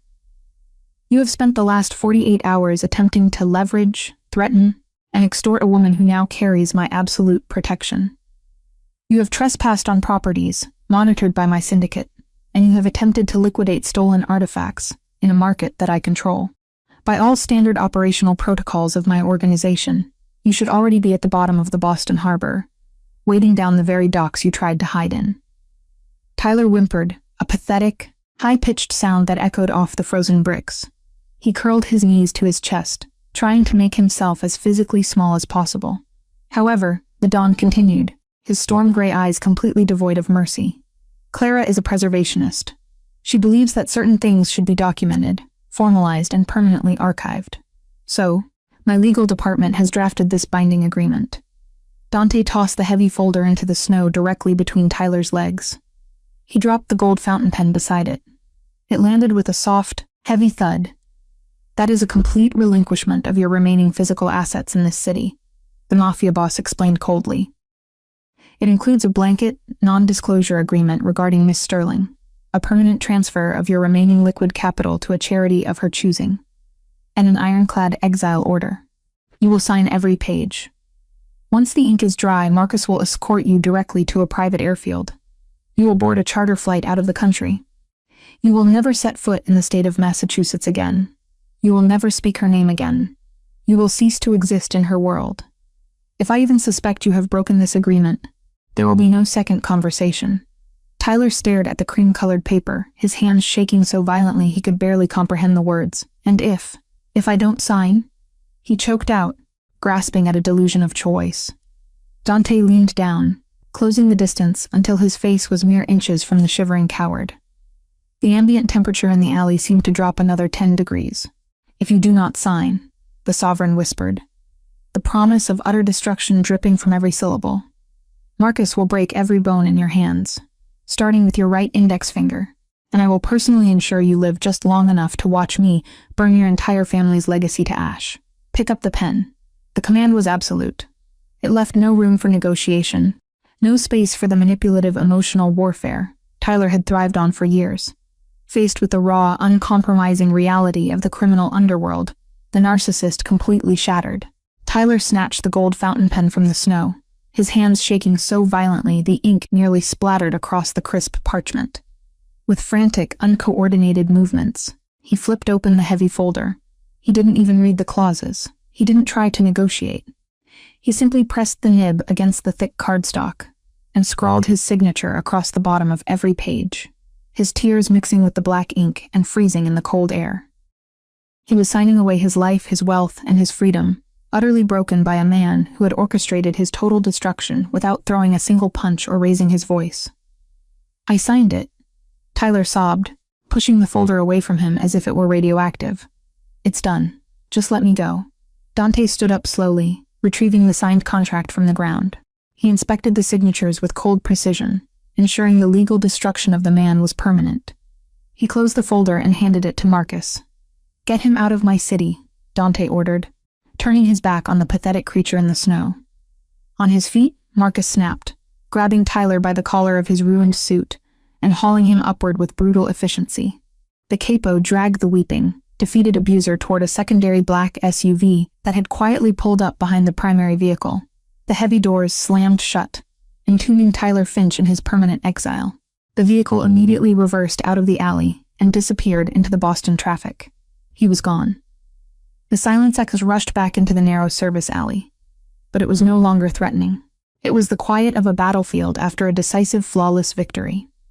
I stood holding the canvas bag against my cashmere coat, staring at the empty space where my nightmare had just been legally and physically erased. The crushing, suffocating grip that had dictated my life for 2 years was entirely gone. I was free. I was standing in the exact same city, but I was breathing entirely different air. Dante walked slowly back to me, the lethal executioner fading away to reveal the deeply devoted protector. He stopped right in front of me, his large hands reaching out to gently cup my shoulders through the thick wool of the coat. The heat from his palms seeped through the luxurious fabric, grounding me in the present.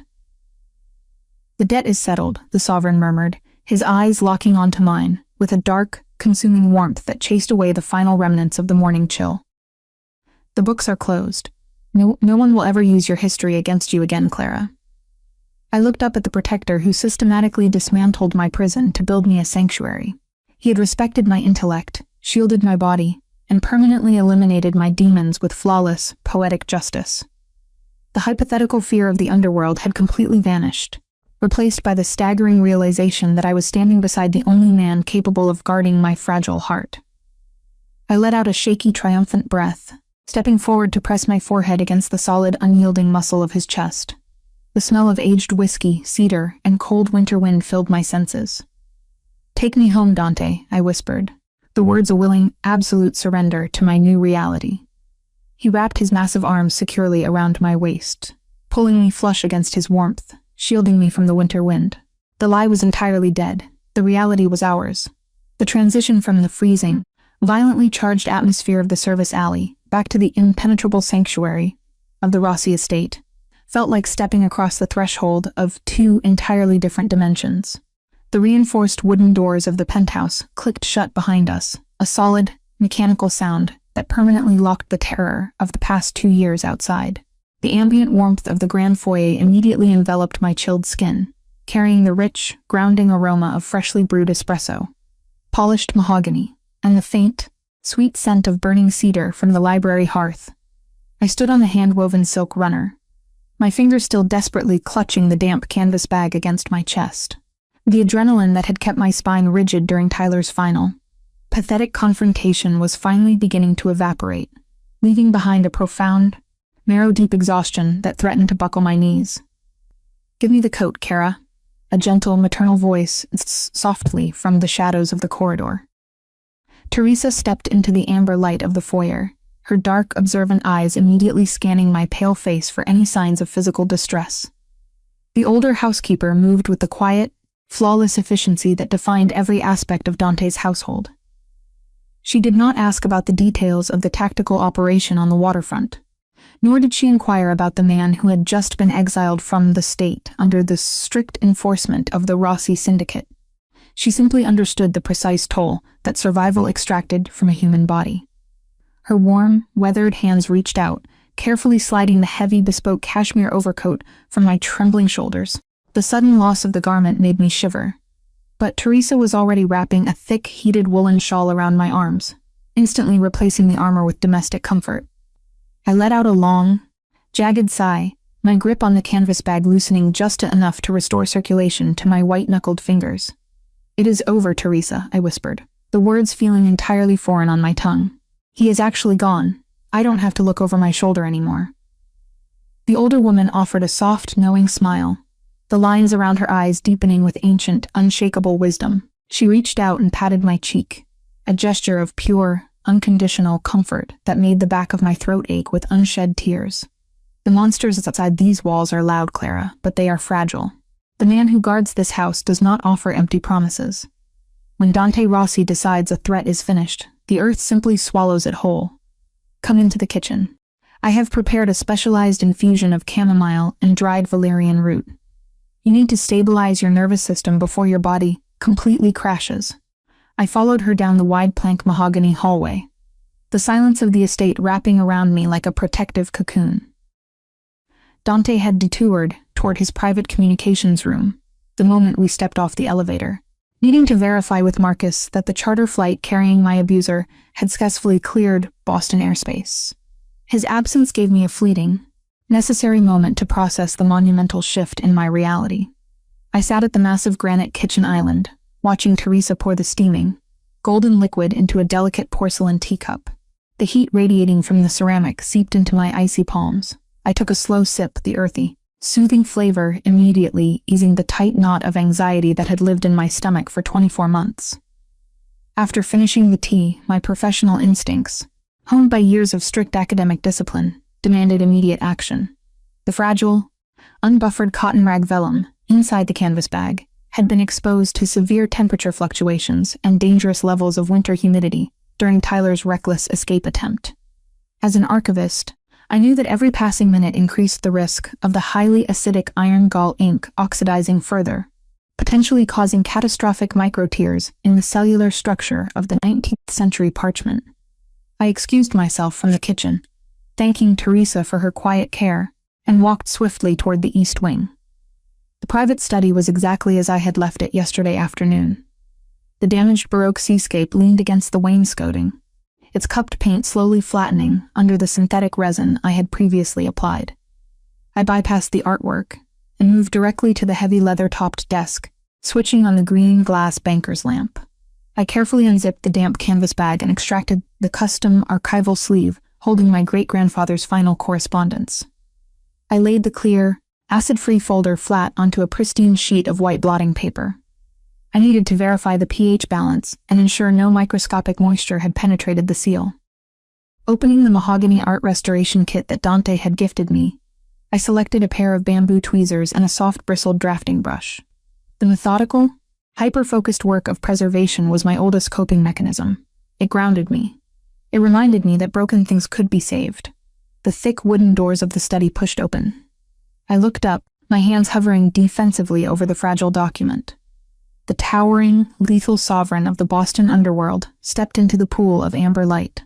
Dante had discarded his dark suit jacket and unfastened the top 3 buttons of his crisp white dress shirt, exposing the tanned, corded muscle of his throat. The raw, predatory tension that had radiated from his massive frame in the alleyway had completely dissolved, replaced by a dark, consuming warmth that made the oxygen in the room feel incredibly thin. He was holding a secure, reinforced steel lockbox in his left hand. "The airspace is clear," Dante stated, his deep baritone vibrating through the quiet space. He crossed the antique woven rug with silent, predatory grace, stopping just inches away from the edge of the mahogany desk. "The aircraft carrying the liability has crossed international borders." Marcus confirmed the landing protocol. "The exile is absolute, Clara. Your past no longer exists." I swallowed hard, my eyes dropping from his striking, heavily shadowed face to the steel box resting in his grip.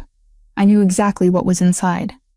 Yesterday, while I was decoding the Rossi family ledger to expose the internal financial leak orchestrated by the dockworker pension fund trader, Marcus had intercepted the black market fence on the docks, recovering the bulk of the stolen artifacts. Tyler had only managed to flee with the single vellum letter I was currently housing on the desk. Dante set the lockbox down onto the polished wood. He entered a complex biometric passcode onto the digital keypad, and the heavy lid popped open with a pressurized hiss. He reached inside and carefully extracted a small, velvet-lined mahogany display case. The contrast between his large, calloused hands hands that orchestrated extortion, violence, and absolute syndicate command, and the reverent, exquisite gentleness with which he handled the fragile item was staggering. He opened the display case and turned it toward me. Settled delicately against the dark velvet was the sterling family heirloom's most precious piece, my mother's antique silver pocket watch. The intricate, floral engraving on the silver casing caught the light of the banker's lamp, gleaming with a brilliant, polished shine. It was the exact watch my mother had held in her frail hands during her final days in hospice care, a tangible piece of my history that Tyler had stolen in a petty, vindictive attempt to break my spirit. Seeing it here, perfectly safe within the walls of a criminal empire, shattered the final stubborn barricade I had built around my heart. "You got it back," I whispered, my voice completely failing me. The tears I had fiercely held at bay all morning finally spilled over my lashes, tracking hot and fast down my cheeks. A profound, overwhelming wave of relief crashed through my chest, stealing my breath. I reached out with trembling fingers, lightly tracing the cold silver of the watch casing. The tactile sensation of the artifact anchored me, confirming that the nightmare was truly permanently over. Dante did not offer empty platitudes or tell me not to cry. He simply stepped around the edge of the desk, closing the remaining distance between us. He reached out, his large hands gripping my waist, and pulled me up from the heavy executive chair. He folded me entirely into his physical presence, pressing my face against the solid, unyielding muscle of his chest. "I promised you, Tesoro," the sovereign murmured, his voice a raw, gravelly vibration against my ear. His arms wrapped around my shoulders, forming an impenetrable fortress of muscle and heat. "I told you I would burn this city to its foundations to restore your history. No one takes what belongs to you. Not ever again." I buried my face in his crisp cotton shirt, my hands coming up to grip the fabric at his waist with white-knuckled desperation. I wept the heavy, racking sobs of a woman who had finally been permitted to lay down her armor. For 2 years, I had fought a solitary war against a man who used debt and psychological manipulation to make me small. I had survived on sheer, stubborn resilience. But standing in the quiet, amber-lit study, held by a monster who treated my tears like sacred offerings, I realized the war was won. Dante simply stood there, absorbing my emotional collapse, his large hand slowly, rhythmically stroking down the length of my spine until my frantic breathing finally slowed to a peaceful, steady cadence. Hours later, the deep, biting cold of the winter solstice settled over the city, blanketing the historic streets of Boston in a silent, pristine layer of white. The emotional exhaustion of the morning had eventually given way to a quiet, profound serenity. I had spent the afternoon properly cataloging the recovered heirlooms, placing the antique silver watch and the vellum letters into the secure, climate-controlled archive vault alongside the encrypted Rossi family ledger. The irony was beautiful. My fragile civilian history was now permanently housed next to the dark, violent secrets of the underworld, both protected by the exact same biometric lock. I stood on the expansive penthouse terrace, staring out at the glittering, panoramic view of the skyline. The architectural design of the outdoor space was a masterpiece of extreme wealth. Radiant heating coils embedded in the slate flooring melted the falling snow on contact, creating a comfortable, temperate bubble, despite the freezing winds whipping past the reinforced glass barricades. I was wearing the custom midnight blue gown from the charity gala, having stubbornly refused to take it off after Teresa had it dry cleaned and returned to my suite. It was the armor I had worn when Dante publicly rewrote my destiny, and I wanted to wear it tonight to claim the victory. The heavy sliding glass door hissed open behind me, allowing a brief rush of the warm, cedar-scented air from the interior to mix with the winter chill. I didn't need to turn around to know he was there. The atmospheric pressure shifted, the air growing thick and highly charged with the raw, masculine gravity that announced his presence long before he ever spoke. Dante walked slowly across the heated slate, the soft click of his polished leather shoes a steady, rhythmic approach. He was wearing a dark, tailored charcoal suit, impeccably cut to emphasize the sheer, terrifying width of his shoulders. He stopped right beside me, resting his large hands on the edge of the glass barricade, his gaze sweeping over the illuminated city that he essentially owned. "The board of directors at the Archival Institute contacted my legal department an hour ago," Dante stated, his deep baritone cutting through the quiet whistle of the wind. He did not look at me, his striking profile illuminated by the distant city lights.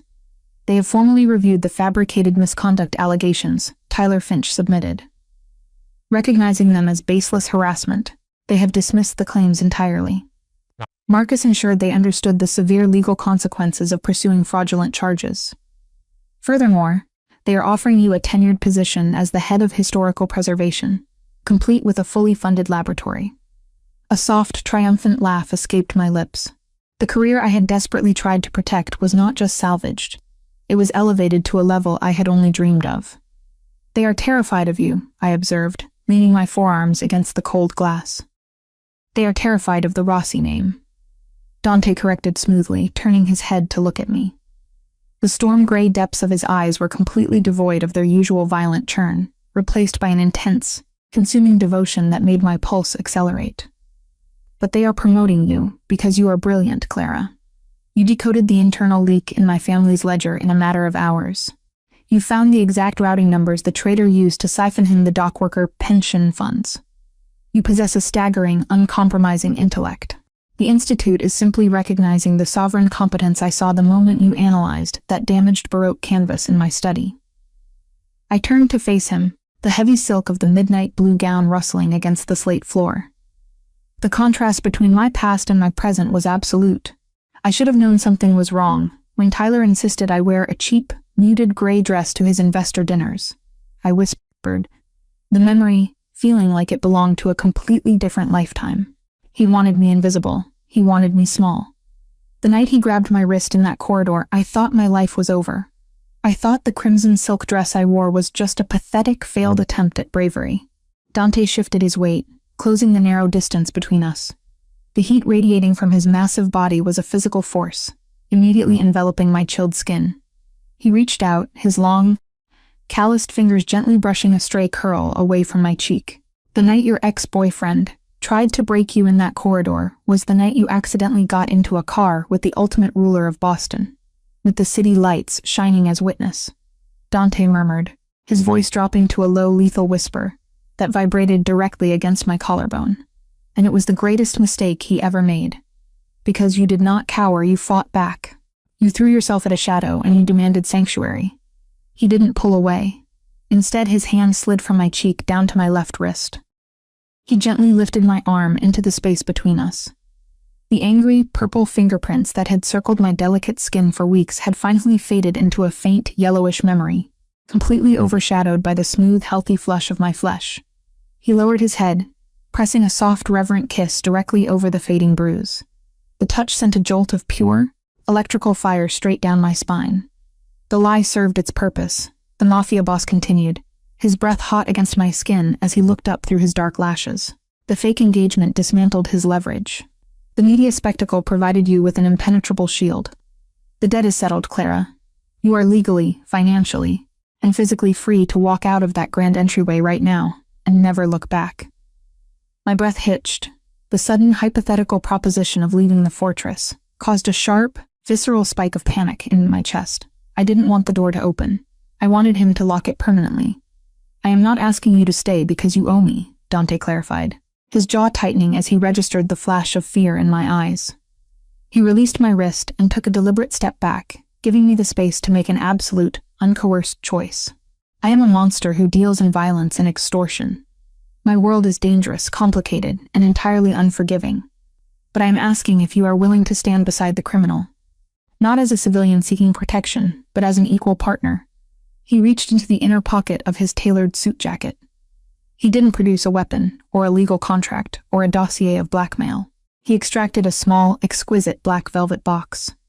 Dante Rossi, the sovereign who bowed to absolutely no one in the eastern seaboard, slowly lowered himself onto one knee on the heated slate of the terrace. The immense stature of the sovereign kneeling before me stole the remaining oxygen from my lungs. He snapped the velvet box open. Enclosed inside was a flawless, vintage, emerald-cut diamond set in a band of dark, antique platinum. It was an archival masterpiece, a ring that possessed profound historical weight, perfectly chosen for a woman who dedicated her life to preservation. Let us turn this lie into our reality, Clara, he vowed, his deep voice carrying the absolute permanence of a blood oath. Marry me. Let me be the wall that stands between you and the world, and be the light that keeps the darkness from consuming my soul.